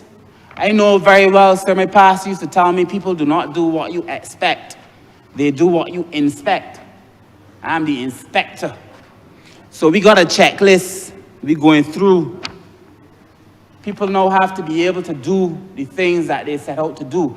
I will not, sir, this ministry cannot, sir, allow this document to be a document that sits on the shelf and gathers dust. You can't. In fact, sir, I am duty-bound to ensure that before the end of this term that legislation comes to this parliament and hopefully is passed to allow us to protect older persons. That's the end game. The situation analysis got us to the policy will get us to the legislation will empower and protect older persons. So the first was in relation to financial and economic security. Sir, the objectives that we set for this, sir, were one, to enhance general financial literacy of older persons. Sir, the overarching policy, philosophical principle in the ministry is this. I do not believe, sir, that the ministry has to do everything. I believe that a good government, whether it is in this ministry or any other ministry, has to appreciate that it has to work through its partners. So that you create the framework, you facilitate business, but that you allow other people to do it. And other people may say, well, I see the government doing it, but if you offer the financial support, the space, you allow other people to do it. Financial literacy, sir, is going to be very, very important as we plan out, sir. To ensure adequate levels of financial and economic assistance, sir, related services for older persons in need. So we have to have a conversation around, are the resources being made available to older persons enough to allow them to live a dignified life? And sir, also in relation to ensuring that the rights of older persons to work, employment, and economic participation are met, sir. You know, in other countries, sir, they speak of a silver economy, where older people, sir, are seen as integral parts of the overall economy. We have to find a way, sir, to allow older people to work, to live, to eat, sir. And also, sir, if businesses were smart, most older people have more financial resources than younger people.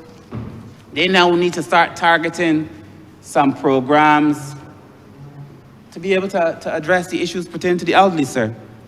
Sir, our strategy will be to provide that literacy training.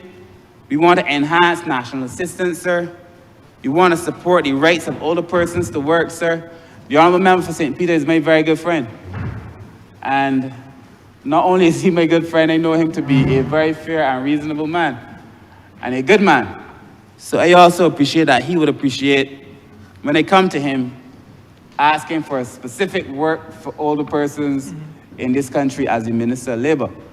But I also want to make a plea to the private sector, because there are many people in the private sector, sir, who feel that older persons shouldn't work. And that as people get a certain age, sir, they send them home, even if the person is competent. Now, I'm not saying that we don't have to make space for the younger person, sir, but I'm saying to you that we will have more older persons and we will have younger persons. There's going to be space for everyone, sir. In relation to social security, the objective is to improve the overall awareness, knowledge, and capabilities of older persons in enhancing their social security and associated retirement planning outcomes. Sir, I want to start talking to Barbados about retirement planning. You know, I said the other day we have to plan for our retirement, and the comments on social media were scathing. How could people plan for retirement when they have nothing? I had a conversation one night when I was out, sir. Men were drinking, some friends and others, and they telling me they can't afford, while ordering more and more beer and whiskey, they can't afford to plan for retirement. I found the ironies to be startling. Nonetheless, I believe that we can find a way, sir. You know, if it were not for my barber, sir, second one I have to.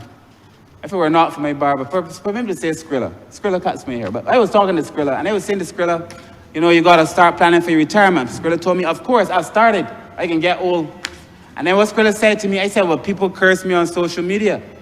You know, I said they got a plan for the retirement, and they cursed me. Skrilla said, well, tell them don't plan then. Tell them don't plan then. At the end of the day, sir, you know, he who feels it knows it. When you turn 60, sir, and there's no access to anything, sir, I had a constituent who had paid in, I brought it up in the estimates, 498 contributions, 2 contributions short. This is, this would have been before I became the MP, when he first told me his story. 2 contributions short. It is maybe, he's no pastor, it is my belief that if he were able to access some benefit, his quality of life, because he started to lose his sight, his mobility, but with no money coming in, it becomes almost impossible to live, sir. And I want to talk to Barbados about planning for their retirement in as best as they can. I also feel that the state has a responsibility, of course, that is why through contributory and non-contributory pensions, perhaps at some point in the future, perhaps increasing them. But I also feel that that's a conversation that we have to be able to have. Increasing that, increasing the monies that we make available at welfare, sir, so people can live, sir. I won't go through all on Social Security, but on health and health systems, sir. Your objective is to minimize or remove the resource constraints and quality barriers that affect the overall standards and delivery of healthcare for older persons, sir. This is identified in the situation analysis. This is what they said was bothering them. And sir, we know that we have then to put in place systems to fix that. I often say, sir, when I used to lecture at the university, for those who did participatory research methods, unlike quantitative research methods or other components of qualitative research, the real test of whether something is true or not, the veracity of a research question or a hypothesis you may be testing, sir, is whether the participants feel themselves that this is an accurate description of their reality. It is not about percentages, it is not about numbers, it is simply about how does this statement about my life make me feel about my life? Is this accurate about my life? And older persons are saying, regardless of all of these data, that they do not feel they're treated well when they go to medical facilities, sir. We also have to improve the relationship, sir, and we have outlined strategies to be able to do this, sir. We're going to acquisition, utilization, and deployment of human resources, sir. And I know that the Ministry of Health is already working on bringing on more nurses. I know they're doing the necessary training. But sir, I just make the point, sir, I just think the burden is just too great for QE. I mean, when you have an aging population at this rate, you could just anticipate, so, and an unhealthy aged population, it is going to become extremely difficult, even with the best will in the world. That is why I think prevention is better than cure. That is why I think families have to be able to step up, sir. In relation to the physical and built environment, sir, we have to improve the stock of housing and other physical, public, private living spaces and arrangement for older persons. I hope that when we build out Sterling in the very near future, that we can ease some of that burden. The permanent secretary and the staff in the ministry, and Ms. Ford and the others, sir, I know they're working on trying to find spaces within the city or closer to town, so that you can have one in the east to begin with and another one closer to the city, to allow people to have some respite, sir, or daycare for the elderly. And our plans, I am told that we were supposed to be in a meeting today, but here we are in Parliament to help finalize the plans for Sterling, sir. In relation to the social environment, sir, we've listed strategies for these too. Development of a housing policy, which I know the Minister for Housing is working on, and which we will work on together. In relation to the social environment, Mr. Speaker, sir, to ensure that older persons have access to and live positively in safer and more age-friendly home and community environments, sir. You know, Mr. Speaker, I had a constituent, again, like most of us. She was older, lived alone, and started suffering some aspects of dementia. She had a very decent house. A wooden house, but I mean a decent house, you know. You could tell one of those persons who cared for where she lived, around the space was clean. But over time, as her mind began to suffer from dementia, sir, for facilities, The physical facilities were deteriorating almost at the same rate as her cognitive abilities. We asked around to see if we could find a family member to come and help the lady in this house. We could find no one. We went to the neighbors, sir, but since she had dementia, she became very difficult. Nobody wanted to go by the woman's house.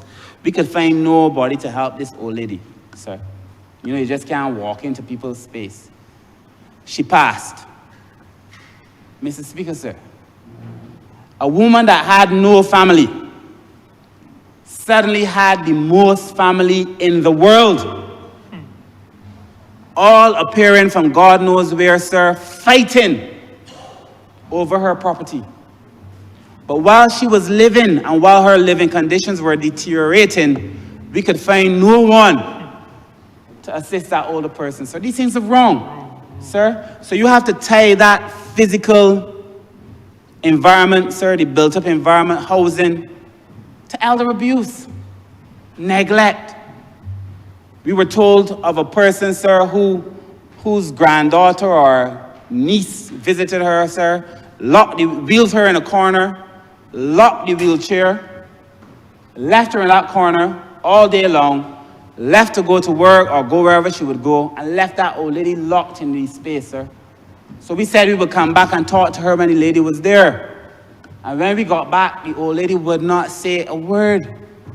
Petrified. Do you know what it is to live in perpetual fear in your own house? Mr. Speaker, sir. So it's not only about building the physical space. We have to make sure we put in place systems to protect older persons as we do this. That is why I think the legislation, sir, is going to be so important. You know, they say to me that you cannot legislate care, and that is true. That's why we got to do other things. But I surely can punish those who go out and abuse older persons, though. And this legislation must be strong enough, sir. I know people can complain. The penalties are too stiff. Jail terms are too rough. But, sir, these older persons built this country. Yeah. And they should not be suffering the way they're made to suffer, sir, now in this country. That is why, sir, finally, the legislation, sir, that we are bringing, sir, is going to begin to address a number of these things, sir. I think that legislation is so comprehensive. It is so comprehensive, sir, that it would allow us, sir, and it has the weigh-in of the Law Reform Commission, sir. It had the weigh-in of CBL, it had the weigh-in of the ministry, the parliamentary, the CPC's office, sir. It would allow us, sir, to have something that makes sense. Makes sense. Sir, in relation to pandemic disasters and emergency situations, sir, we want to ensure a well-coordinated, fully resourced, and highly effective national community response. And we put in place a whole set of strategies, sir. They're all documented well in the policy, sir. So, sir, what then is left to do? Because we've identified what the issues are in the situation analysis.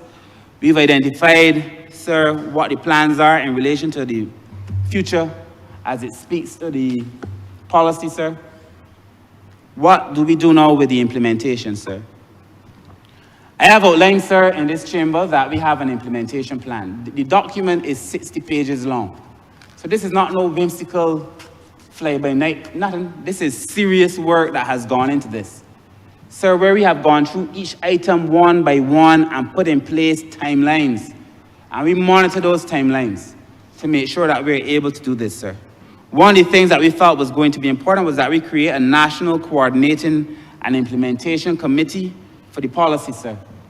We've done that, sir. The Honourable Member for St. Thomas chairs that committee, sir, and they've already started doing the work, sir, to be able to make sure that we put in place the things that are necessary to make this policy a lived document. I have said, sir, that there is no way this administration can let this policy go and sit down just so. Mr. Speaker, sir, let me remind you, sir, the Honourable Member for St. Michael East, sir, as well, once when he was Minister of Social Transformation, we also did work on an elder policy. This was only about 2005 or 2006, I think. Before him, sir, I worked with Hamilton, the Honourable, the former member for St. Michael South East, permit me to say Hamilton Lashley. When Hamilton Lashley brought the paper here, I remember sitting at Hammy's house, sir, and going through this policy, sir. This is serious work. And then when the honorable member, the former member for St. Michael Southeast brought that work here, sir, at the time, that would have been almost 20 years ago, saying then this is potentially what is going to happen. Allowing, sir, between 2008 and 18, sir, not much, truth be told, in relation to what we did for the elderly, sir. Sir, in phase 2, we will establish more specific subcommittees to monitor different components of the work, sir. You break it down into smaller, bite-sized pieces. They say the best way to eat an elephant is bit by bit. Break it down into smaller pieces. That's what we're doing, sir. We're then going to set our specific policy areas, sir, per year. This is what I want to achieve by the end of this year. This is what I want to achieve by the end of the month. The good thing about marking this way, sir, is that you can go back quickly and see whether you're on target or not. You know, you don't have a whole policy, which is what the problem I think with the last policy, is that you had created a policy, but then you didn't break it down into bite-sized chunks. So then you don't go back and say, you know, I want to do my policy. No, this component of the policy by this time, that component by that time, sir. That is what we're doing. We've broken it down, sir, into component parts. And then we're going to finalize it and put it into operationalization, sir. Sir, so to this end, we've set up the committee, sir. We've already started doing a lot of work on the National Literacy Program. We're working with the Ministry of Health, sir, on a number of programs, sir, because the two ministries are going to be tied at the hip. As I said in my beginning, there is no way that improving the lives of the elderly can be a work only for the Ministry of People Empowerment. It is a work for the Ministry of Housing, Agriculture, Sports, the minister responsible for crime reduction, education, transport, business. This is a work for everybody, Mr. Speaker, sir. And that is why we're going to set up these coordinating committees, sir. That is why we're going to be making sure that we report often, sir, to the country about the results that we are working on and hoping to have, sir. Sir, some other things that we're doing in the ministry, sir, I won't go through all of the list of things here, sir, but I suspect that I'll have another occasion as I wrap up, if I need to, when that time comes, to be able to address some of these things, sir, or when I bring back the legislation in a few months. Sir, I think that the work with the NGO sector, my work with BARP and the Sir Optimus, and the work with the Homeless and Vagrant Society and other places, sir, is going to be the thing that makes a difference, sir, to allow us to have partners to drive most of the work, sir. And what the thing that I appreciate about the ministry's partners is that they report. We don't have a lot of difficulty chasing down people trying to get reports, sir. They report to make sure that if I give you $10 to do these 5 things, you report on the 5 things and the $10 and how you spent it, sir. It's not that we want to give away money, sir, as a free-for-all, sir, but obviously, sir, my strong undergirding principled position is that the government must facilitate. The government doesn't have to be the deliverer of goods and services in every instance. So, Mr. Speaker, sir, some specific measures that we've undertaken, sir. We began some training at the SJPI. We've already had some scholarships in auxiliary nursing. The National Assistance Board, I know, has brought on some additional nurses to help the elderly. They've brought on physiotherapists as well to be able to help the elderly. A lot of work is going on, sir, quietly. Too quietly, actually. And I think we need to say a little bit more about the work that is being done at the National Assistance Board. Sir, Mr. Speaker, sir, the National Assistance Board has, in my mind, undergone a quiet revolution to the point where it is performing extremely well. And when you do we had done a survey, sir, we asked people what do they think. As you saw even in this survey, that the National Assistance Board is held in extremely high regard for the work that they are doing, sir. And I want to commend them as well, sir. So, Mr. Speaker, sir, as I close, we have, sir, now in the ministry, we're in a position where the amalgamation of family services is extremely advanced. I am just finalizing a few things with the union, sir. We're going to bring here, certainly in the next few weeks, month or so, well, as soon as possible, sir, we're going to bring to this place the new legislation to guide family services, which we have in draft, to create that framework. So because it becomes very difficult to talk about, the elderly policy, sir, the elderly legislation, even the child protection policy, or legislation outside of the context of an amalgamation, where the amalgamation will be the overall body that guides that work. And that makes sense, sir, because the current thing that exists is that if you go to a household to check on an elderly person, you don't check on the children, you don't check on the persons with disabilities. We're having an overall intervention that speaks to the whole family. That is going to be very, very important, sir. And that amalgamation will surely be completed this year, provided that we get past these very small issues now with the union. Sir, we're at the point where we're identifying the positions, where we've identified the positions. We're proposing, sir, a specific pay scale for the staff, sir, with the recognition, sir, that no staff member will be disadvantaged. In fact, many of them will see some advantage after the amalgamation, sir. But that if we are able to do this amalgamation right, to coordinate, because throughout the policies work and in the situation analysis, one of the biggest concerns was that there was not enough coordination. The amalgamation begins to address some of those coordination issues, sir. So I also believe that I have to thank the workers at the National Assistance Board, sir, for the work that they are doing in relation to helping the elderly population in Barbados, sir. You know, when we brought on the workers, it was never meant to be a full-time thing. We didn't bring on the elder care workers with a view to keeping them on. So that bill is $9 million a year. But it became obvious, sir, that the benefits that having them on, sir, the benefits that having them on board, sir, were too significant to let them go. So not only did we bring on 400 and something workers in COVID, we kept them. Then, sir, we put in place everything necessary to make sure that having kept them, that they were given dignified work, vacation, sick days, NAS, sir. Giving them a standard of living, sir, that previously, sir, they did not have for themselves, sir. And Mr. Speaker, sir, I want to thank the elder care workers, but I also want to thank the home helpers, sir. You know, many people see these home helpers going around from house to house, sir. They don't understand the abuse that they sometimes get from family members, not the persons who are older with dementia, from family members sometimes who are very disrespectful and say the most disparaging things, sir, and speak to them with all kind of vitriol. And it's not right, Mr. Speaker, sir. I want to thank them, sir, for the grace that they exhibit, sir, the dignity with which they conduct themselves, sir, on a day-to-day basis, sir. But, Mr. Speaker, sir, we currently have on home care 144 workers seeing 1,343 clients. 144 home care workers seeing 1,343 clients. We have 420 elder care workers dealing with 882 beneficiaries, sir. It is obvious that these are not even beginning to scratch the surface of need. Not even beginning to scratch it, sir. Should we hire an additional 20,000 workers?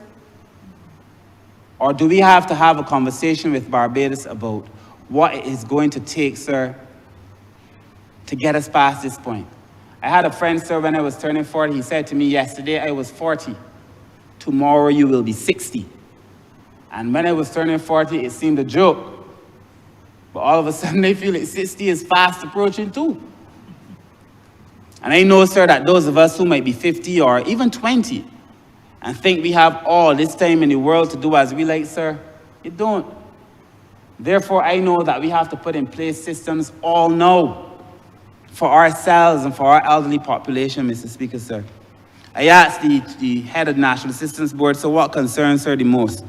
She told me, sir, the director of the National Assistance Board told me that family dynamics and the change in approach to care bothers her, sir. Family dynamics.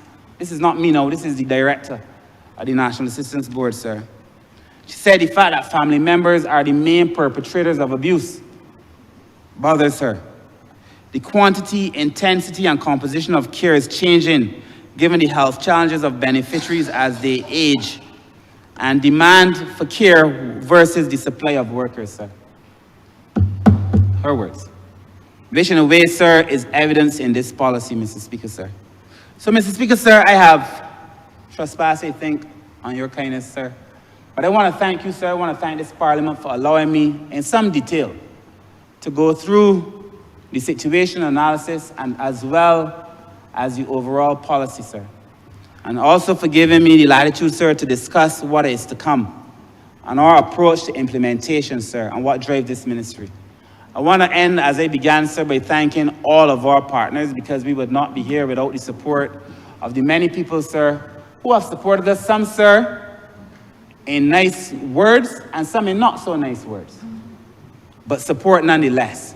Because this is not about me, it is not about anybody in this room, sir. This is about creating a better life for all of our people, specifically, sir, as it relates to the elderly, sir. So, Mr. Speaker, sir, with those very few words, very, very few words, Mr. Speaker, sir, that summarizes, in essence, what this resolution is about, sir. I want to thank you, sir, for allowing me to speak on this resolution, sir, and I want to move, sir, that this resolution be now passed.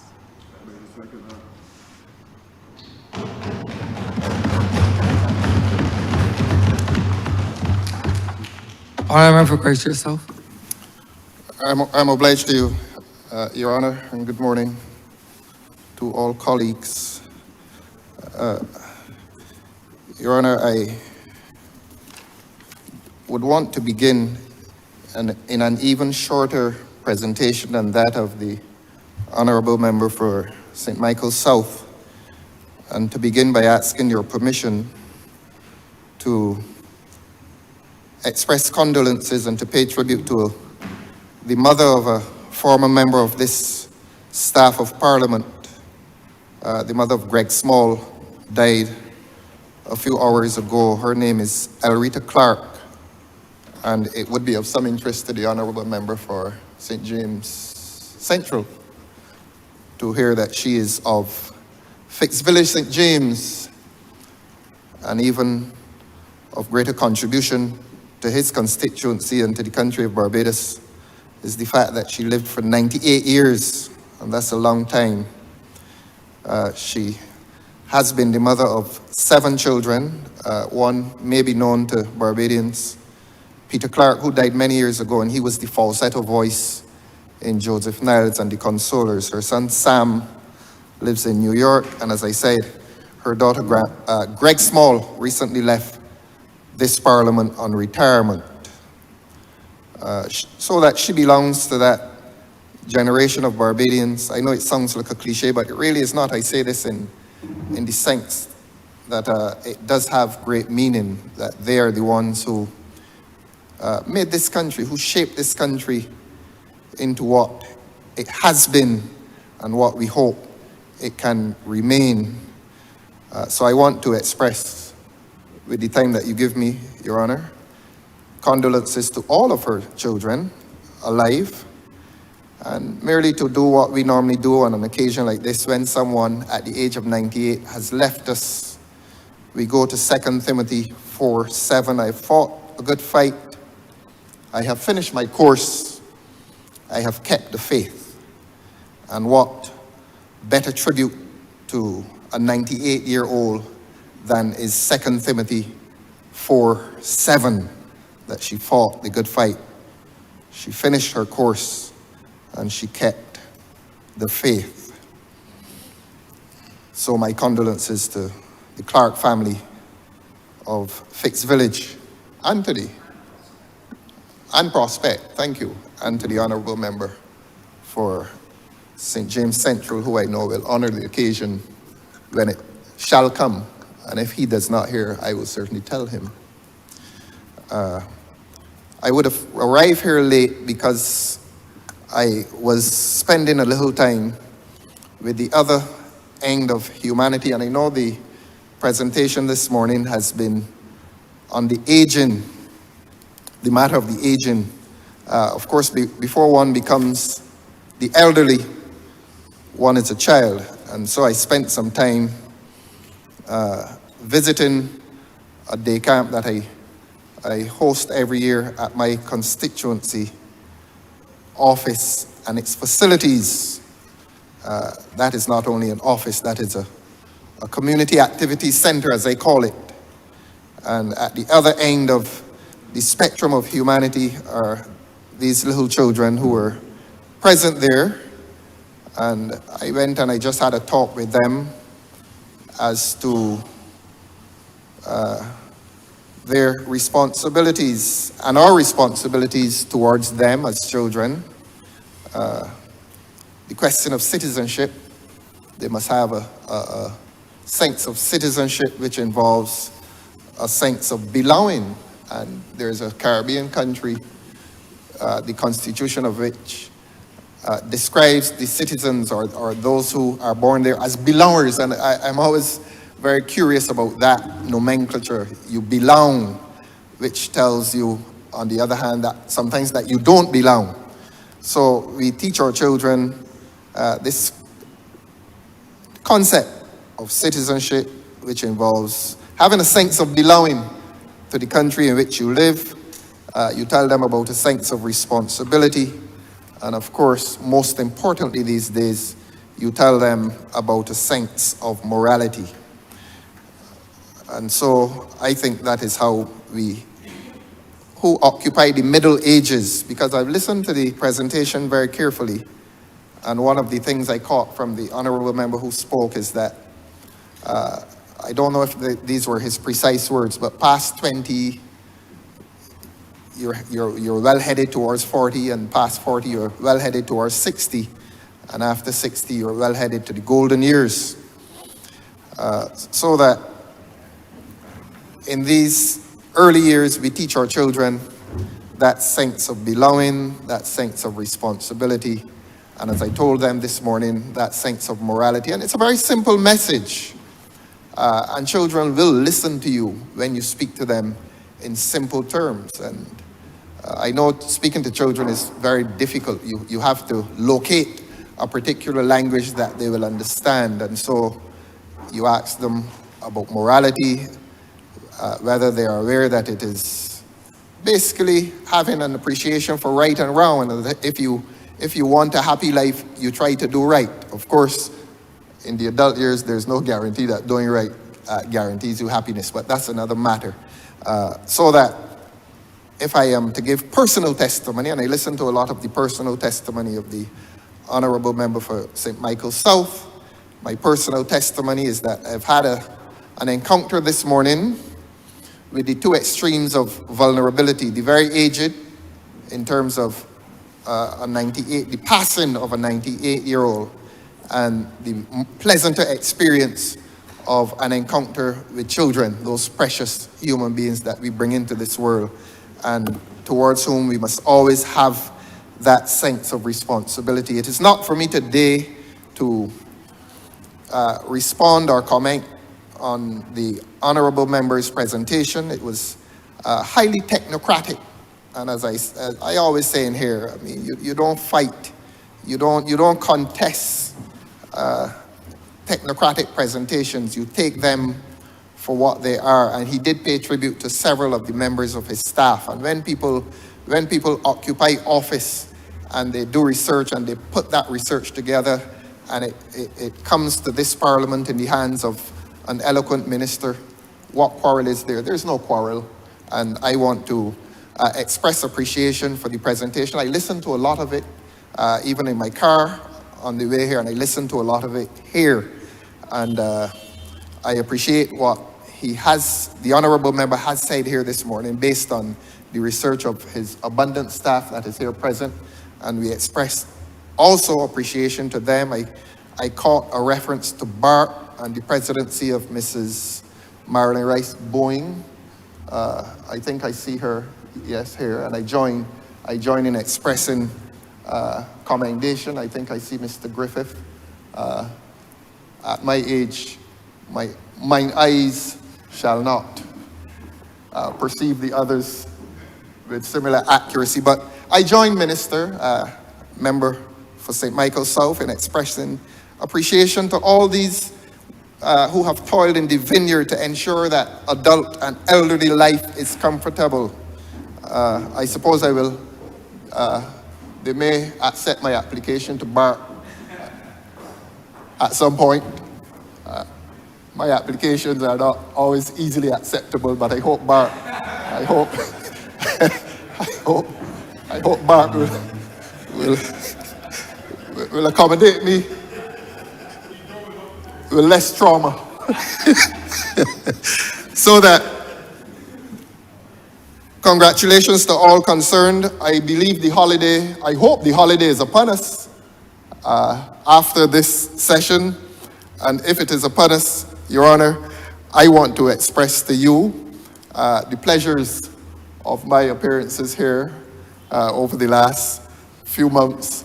Here in this place, you have not visited me with any trauma nor difficulty. Although this is... I'm not on the other side, Honourable Member. Indeed. And I want to thank you for the way that you have accommodated me in this new role.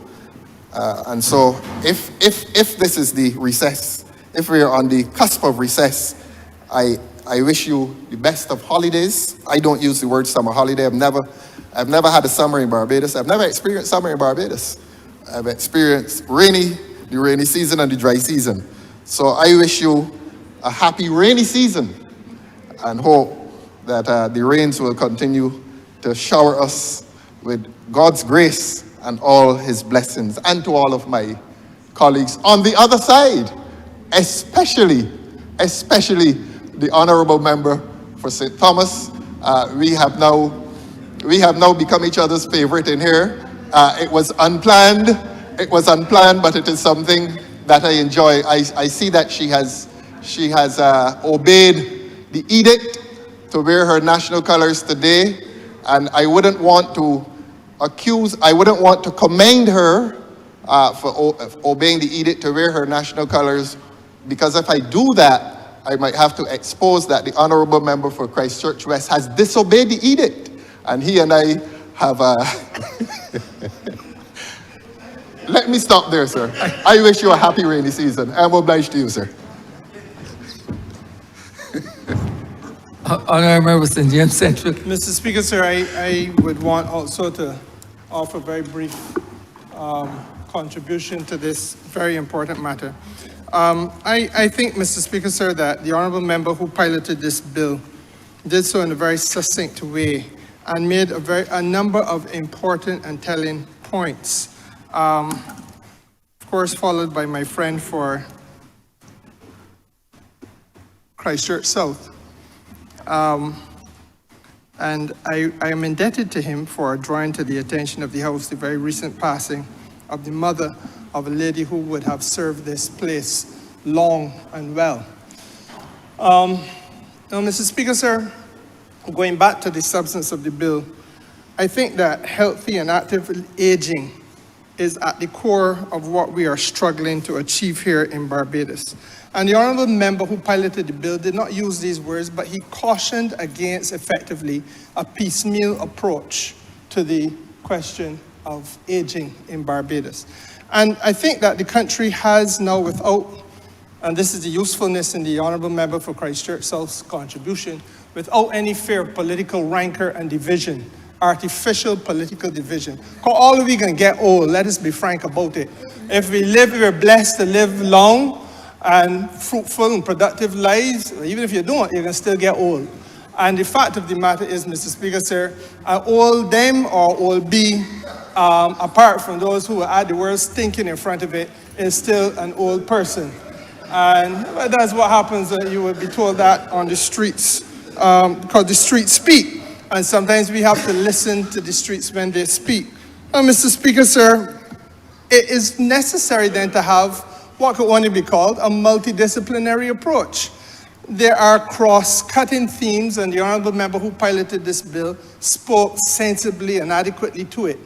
We have, as a country, to recognize that you don't treat to healthy and active aging only when you get to a point where you are considered to be aged.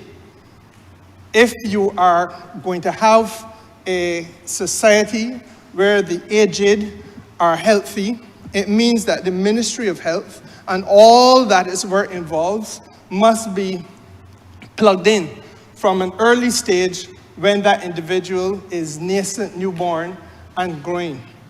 Same thing with sports. It is important, Mr. Speaker, sir, to have an active community.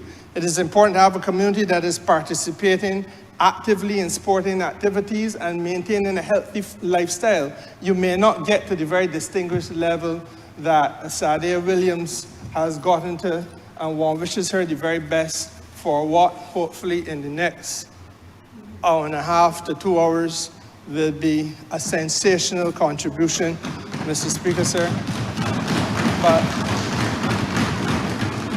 But the reality is that she must serve as an example to all of us about what we can not only achieve nationally, but individually, what we should be trying to do to the best of our abilities in order to keep ourselves healthy.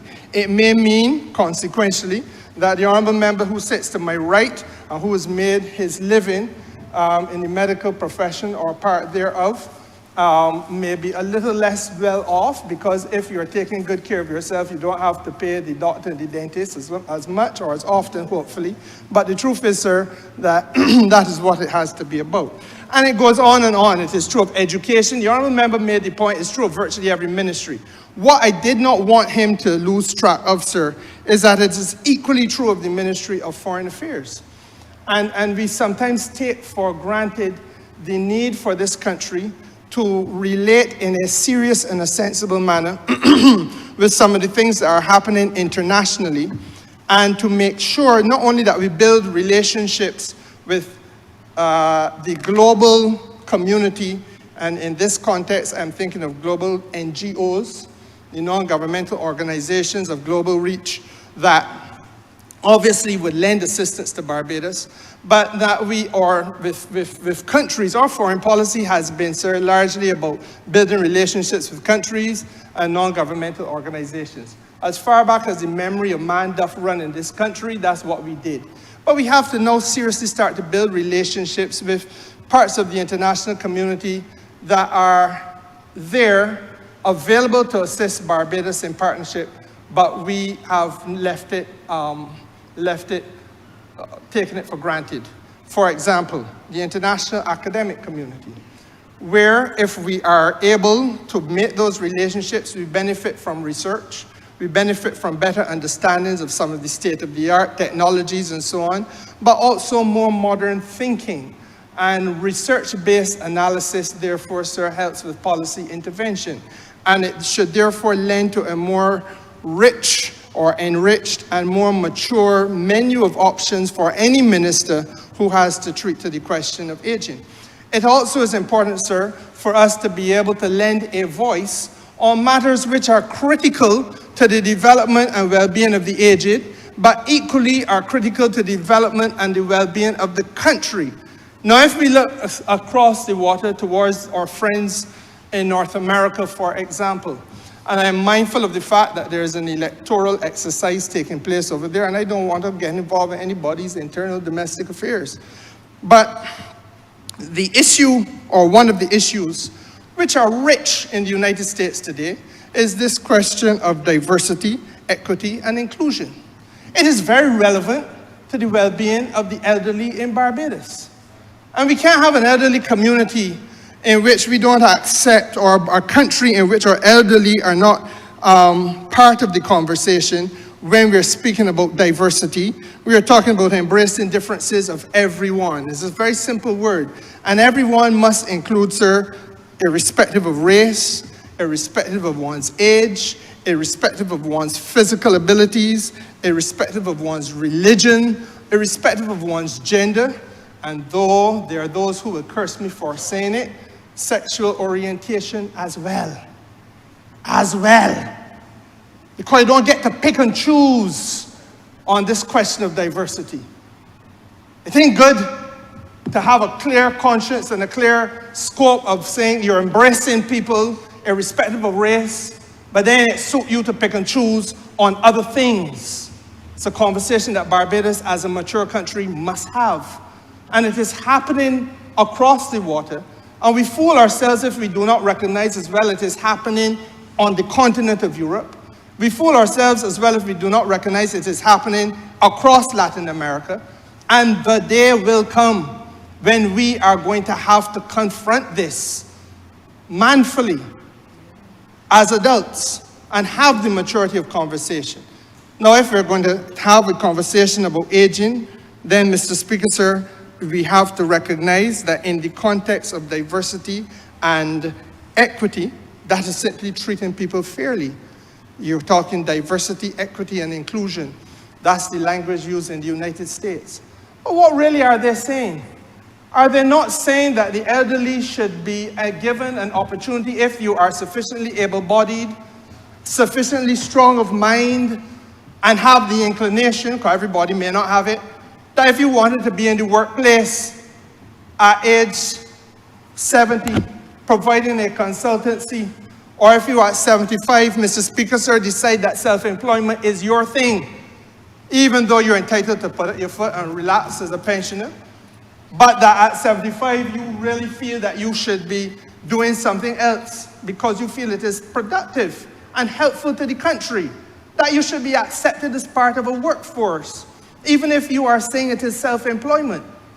But that is not a conversation we're having in Barbados, and I submit, sir, it is not something that we are encouraging in Barbados to be part of the conversation. Yet, surprise of all surprises, we will pack up a valise and head to Grantley Adams International Airport, as my friend signals his intention to do for his summer vacation. He winters in Barbados, but his summer is overseas, he just said.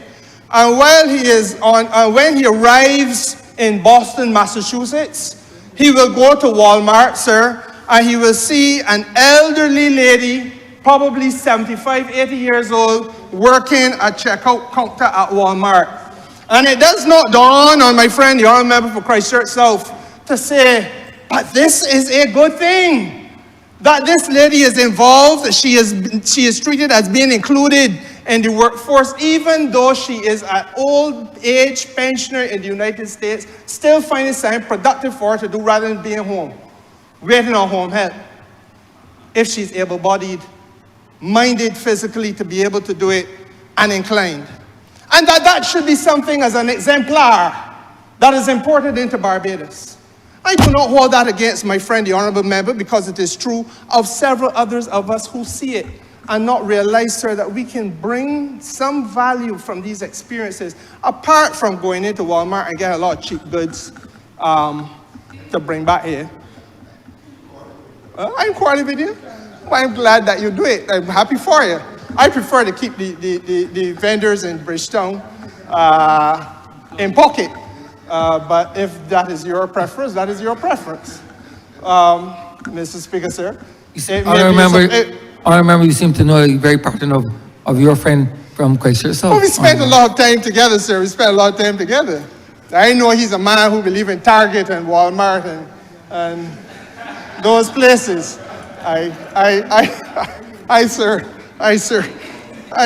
You will forgive me, sir, if I tell you that, I know Swan Street and them places, but that's a different thing.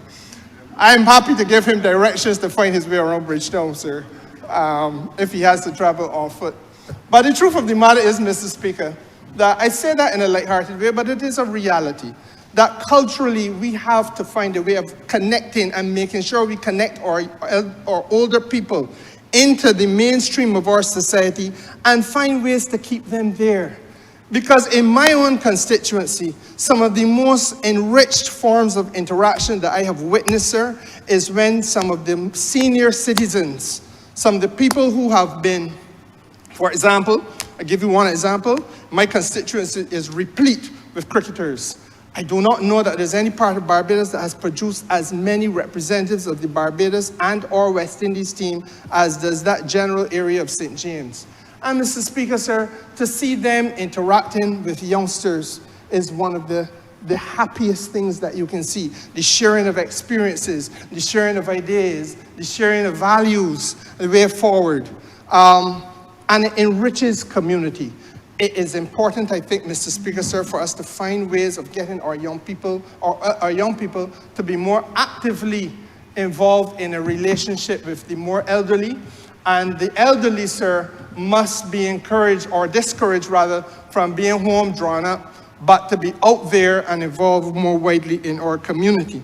I come to the last part of what I want to say, sir, which is the question of inclusion. Because, you know, I listen to the international debate, and this diversity, equity, and inclusivity thing, sir, is, as I said, it is going around the world like a wildfire. We're going to have to face it, and we got to talk about it. What do we mean by inclusion, Mr. Speaker, sir? We have to respect the voice of people. We have to respect differences in culture and differences in ideas and perspective. But above and beyond respecting them, sir, we have to bring them as many voices and as many perspectives to the centerpiece of our national existence and our national conversations. Mr. Speaker, I listened to the debate that we last had in this House. I have not asked your permission, sir, to reflect on that debate, and I'm not going to. But that debate, sir, was one that touched on the question of bail, as you will recall, and therefore it was a law and order debate. There is a clash of values. Let us not fool ourselves. There's a clash of values in Barbados. And part of the solution, sir, must be that more mature part of this country, which, as the honourable member who piloted this bill quite rightly said, built Barbados. That their voice, their perspective, their values, sir, must be part of the conversation and part of the solution, I want to respectfully submit. The lady to whom the honourable member referred, the mother of that lady who has served this parliament, sir, I knew her, Greg's mother, yes, I knew her well. There was never a time that you did not walk through the district and find her sitting by the doorstep, sir, willing to share thoughts, ideas, perspectives to whosoever will and wanted to spend a little bit of time. The benefiting, sir, of guidance from that more mature part of our community is vitally important, Mr. Speaker. And it is something that we have to find a way to create the opportunity for that type of interaction to take place. Now, Mr. Speaker, it helps to empower our young people. It helps to give them a sense of perspective. You know, I said just now to the honourable member that the streets talk. And the streets have been talking for a long time. Barbados very often chooses not to listen when the street talk. In the 80s, or was it the 70s, Bob Marley would have sang a song, "Woman, hold your head and cry. Your son has been shot down in the street and died. I lent her comfort as a passerby." A little bit later, sir, a little bit later, though he himself was also shot down in the street and died. I'm trying to remember the name. His name is Biggie Smalls. Stage name, Biggie Smalls. Chris Wallace, correct. Coming out of New York City, the street talking, but we choose not to listen. We choose not to listen. And he amplified the message from Bob Marley. Some said it was too grim. Some said that you shouldn't say them things. But he told a story of young people stealing from the mother purse. Told a story of running guns. Told a story of drugs. Told a story, Mr. Speaker, sir, of mothers who had come to a stage where they were so frustrated and fed up with the children that they had given birth to boy children that, as he puts it in his song, this is the member for St. James Central, as he puts it in his song, and the song named the same thing that Bob Marley's song named, that those children should have been an abortion. The streets talking. And when you get that level of gravity, Mr. Speaker, it is important to be able to listen to what is being communicated. That there is a loss of value socially. And the gulf that we see between the values that your grandmother and grandfather had, and my grandmother and grandfather, all of us in here's grandparents had, sir, and that which we witness in Barbados today, that gulf of value did not begin this morning or yesterday morning or last year or 2 years ago, sir. This has been a product of the passage of time and a change of perspective born out of experiences, many of which are thrust upon these societies by the all-powerful media coming out of the United States of America, and against which we are not entirely powerless, but against which we must be committed to turn a face like flint and to confront with an effort to preserve that which we know is good, noble, and true and desirable. But what we have chosen to do instead is to encourage more of that and less of that which we know is good, noble, true, and desirable. And our television stations become satellites, repeater stations of the filth that comes from North American quarters. Mr. Speaker, sir, our radio stations become satellites of the nonsense that they produce.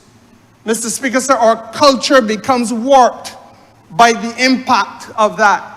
And when the honourable member who piloted this bill says that there has to be a holistic approach to aging, sir, he is 100% right, because in order for us to have an elderly society 50 years from now, when those young men who are 20 today become 70 and have to pass on something to their grandchildren, Mr. Speaker, the investment in the Barbados that we will want to exist then has to begin from now.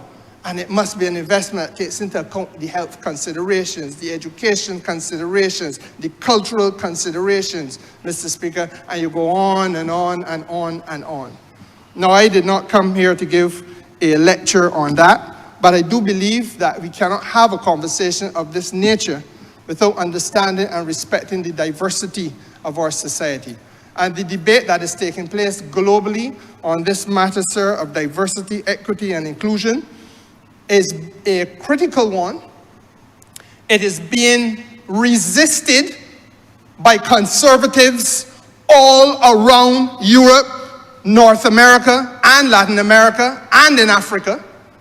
Resisted, Mr. Speaker, because it is about allowing those things that are extremely harmful to our young people. Those things that will maintain prejudice in our societies. Those things that will continue to make sure that there are barriers raised against equality of opportunity for people and for countries. It don't end with people, and for the countries they come from.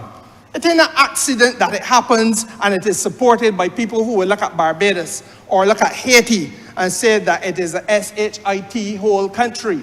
It ain't an accident that it would happen. It is a consistency. And it is important, Mr. Speaker, that the conversation be had. Because without the conversation, we can be lulled into a false sense of security and complacency. That all is well, and we ain't see the ripple hit our shores yet. And Mr. Speaker, sir, it isn't a ripple. It is really a wave that is coming our way. And we got to stand for something, or we fall for anything. And in this particular context, sir, I use this debate as an opportunity, and I will seek out many more to draw to the attention of this country the importance of our voice internationally and the relationships we build internationally, especially when we are talking, sir, about the question of inclusion, about the question of acceptance of those things and those values, those perspectives and those ideals that we hold dear. And Mr. Speaker, sir, the treatment of countries, especially micro-states like ours, the treatment of small island developing states, and the treatment of the people who come from those states with equality and with a measure of dignity and decency. And if you get it right at the human level within our boundaries, sir, it is easy for us to do it transnationally and across the world. With those few words, Mr. Speaker, sir, I lend my support to this bill, and I compliment yet again the honourable member who piloted it. I am obliged to you.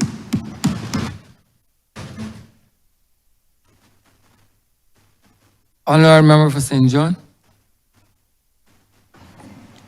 Thank you, Mr. Speaker.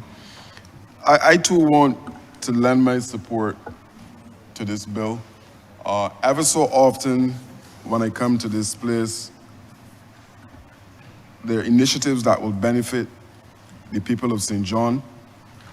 And I want to say that only last week, I was in the home of a young lady, Miss Eugene Miller, who turned 100 years old. And a lot of the things that the Honourable Member for St. Michael's South mentioned was evident. And he too, probably without being aware, shared some of my thoughts in relation to how we treat to our old people. Because he mentioned my mother, but he also said, Mommy. And in a lot of households, that particular word is missing. And I have 3 people in the constituency of St. John who are, she was 100 years old. I have another lady who is about 106 and a gentleman who is 104 years old. And in every single case when I visited the household, it was not so much a case that these elderly folks were living a good life and that they were glowing, but the family that was within the household clearly was supporting them 110%, and hence the glow that I saw coming from those individuals within the constituency. And I believe that these 8 pillars that were outlined by the Honourable Member, like I said, would benefit those folks in St. John who are now in that evening process of their life. Mr. Speaker, I am of the firm belief that some people in Barbados were not born. I would like to say that they got here by AI, but it would be an oxymoron to say intelligence and to compare that with some of the people, because I can't understand or believe how individuals can treat their parents, and in most cases, their mothers, the way how I have heard stories about people being treated on island. The pension check is used as a personal ATM for a lot of children. And I've heard stories where persons indicated, I want to put my mother in a home, but when they got the information that the pension will be suspended, there was a change as far as that is concerned. And it is unfortunate because, like I said, these are the people who build our country, and for children to then function in the way that they're functioning is, I don't know. The Honourable Member would have mentioned the need for the Ministry of Sports to be involved in the process in terms of active aging, and I want to share with him that last year, my ministry put on a swim program where in excess of 500 seniors participated in that program at Bronx Beach. And we're looking to see how best we can have that program come again in October this year. So we are actively involved in that. At community level, Mr. Speaker, we have started the process of putting down community gyms because we're talking about active aging. And those gyms are being utilized not only by the young, but they're being utilized by the seniors within the constituency all across this country. If you go to Gore Hill on any evening, you will see that there are elderly folks utilizing those facilities. And the wish of the ministry is to ensure that all across this country, those community gyms are put in place. The Honourable Member for St. James Central would have mentioned the intergenerational solidarity, and it is something, Mr. Speaker, that I believe that we should look at. I have a daughter who ever so often is constantly asking about things of the past. And I think we have a lot of old persons who are living within the constituencies that, for example, after 11 plus exam, should be going into the school system to interact with our youngsters, to show them what happened in the past. I spoke to a couple of young girls recently, and I asked them when is the last time that they played hopscotch, and they wanted to know what I was talking about. They don't have the foggiest idea about that particular game. And I think that we should be able to do this in terms of having that bridge where our older folks can interact with the youngsters and talk to them, and the Honourable Member spoke about the streets. And I'm seeing that more and more where the streets are mentoring a lot of our young people. And the end result, Mr. Speaker, you know only too well where that is ending. So I fully support this. The housing, in terms of the built environment, Minister, I want to say to you that, again, I believe that we should be able to target across the island those persons. I have been able to remove in excess of 30 pit toilets within the constituency of St. John, primarily old folks who are living within the constituency. And I believe that in their golden years, there should be a level of decency attached to that. We should not have our young people doing that. So I want to thank the government. I want to thank you for speaking to the built environment, because I know that this particular program will impact them as well. Mr. Speaker, the healthcare. I have some issues within my constituency in relation to persons seeking healthcare. I believe that the service can be made even a little better in terms of the time that they have to wait. But this is something, Honourable Member, that I think you should look at.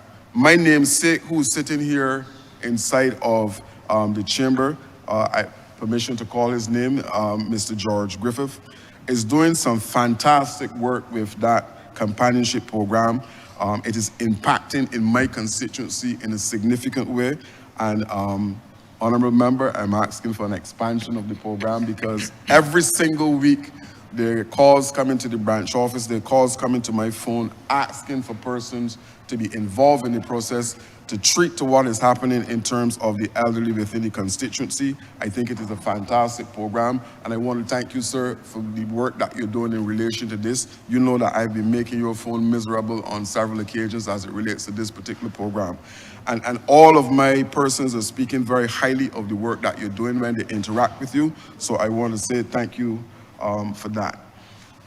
Mr. Speaker, you know, when we speak about the old population or the elderly population, and I believe in a couple of years I may be graduating into that particular category as well. But I think that this particular bill that we're debating here today is one that will move all of our people in that age range forward. And I would hope, Minister, the Honourable Member, sorry, that you can, your ministry and mine can work a lot closer together, because I see the nexus where our young people need to be involved in the process, and we need to do some things that can ensure that going forward we have the success that you're looking for.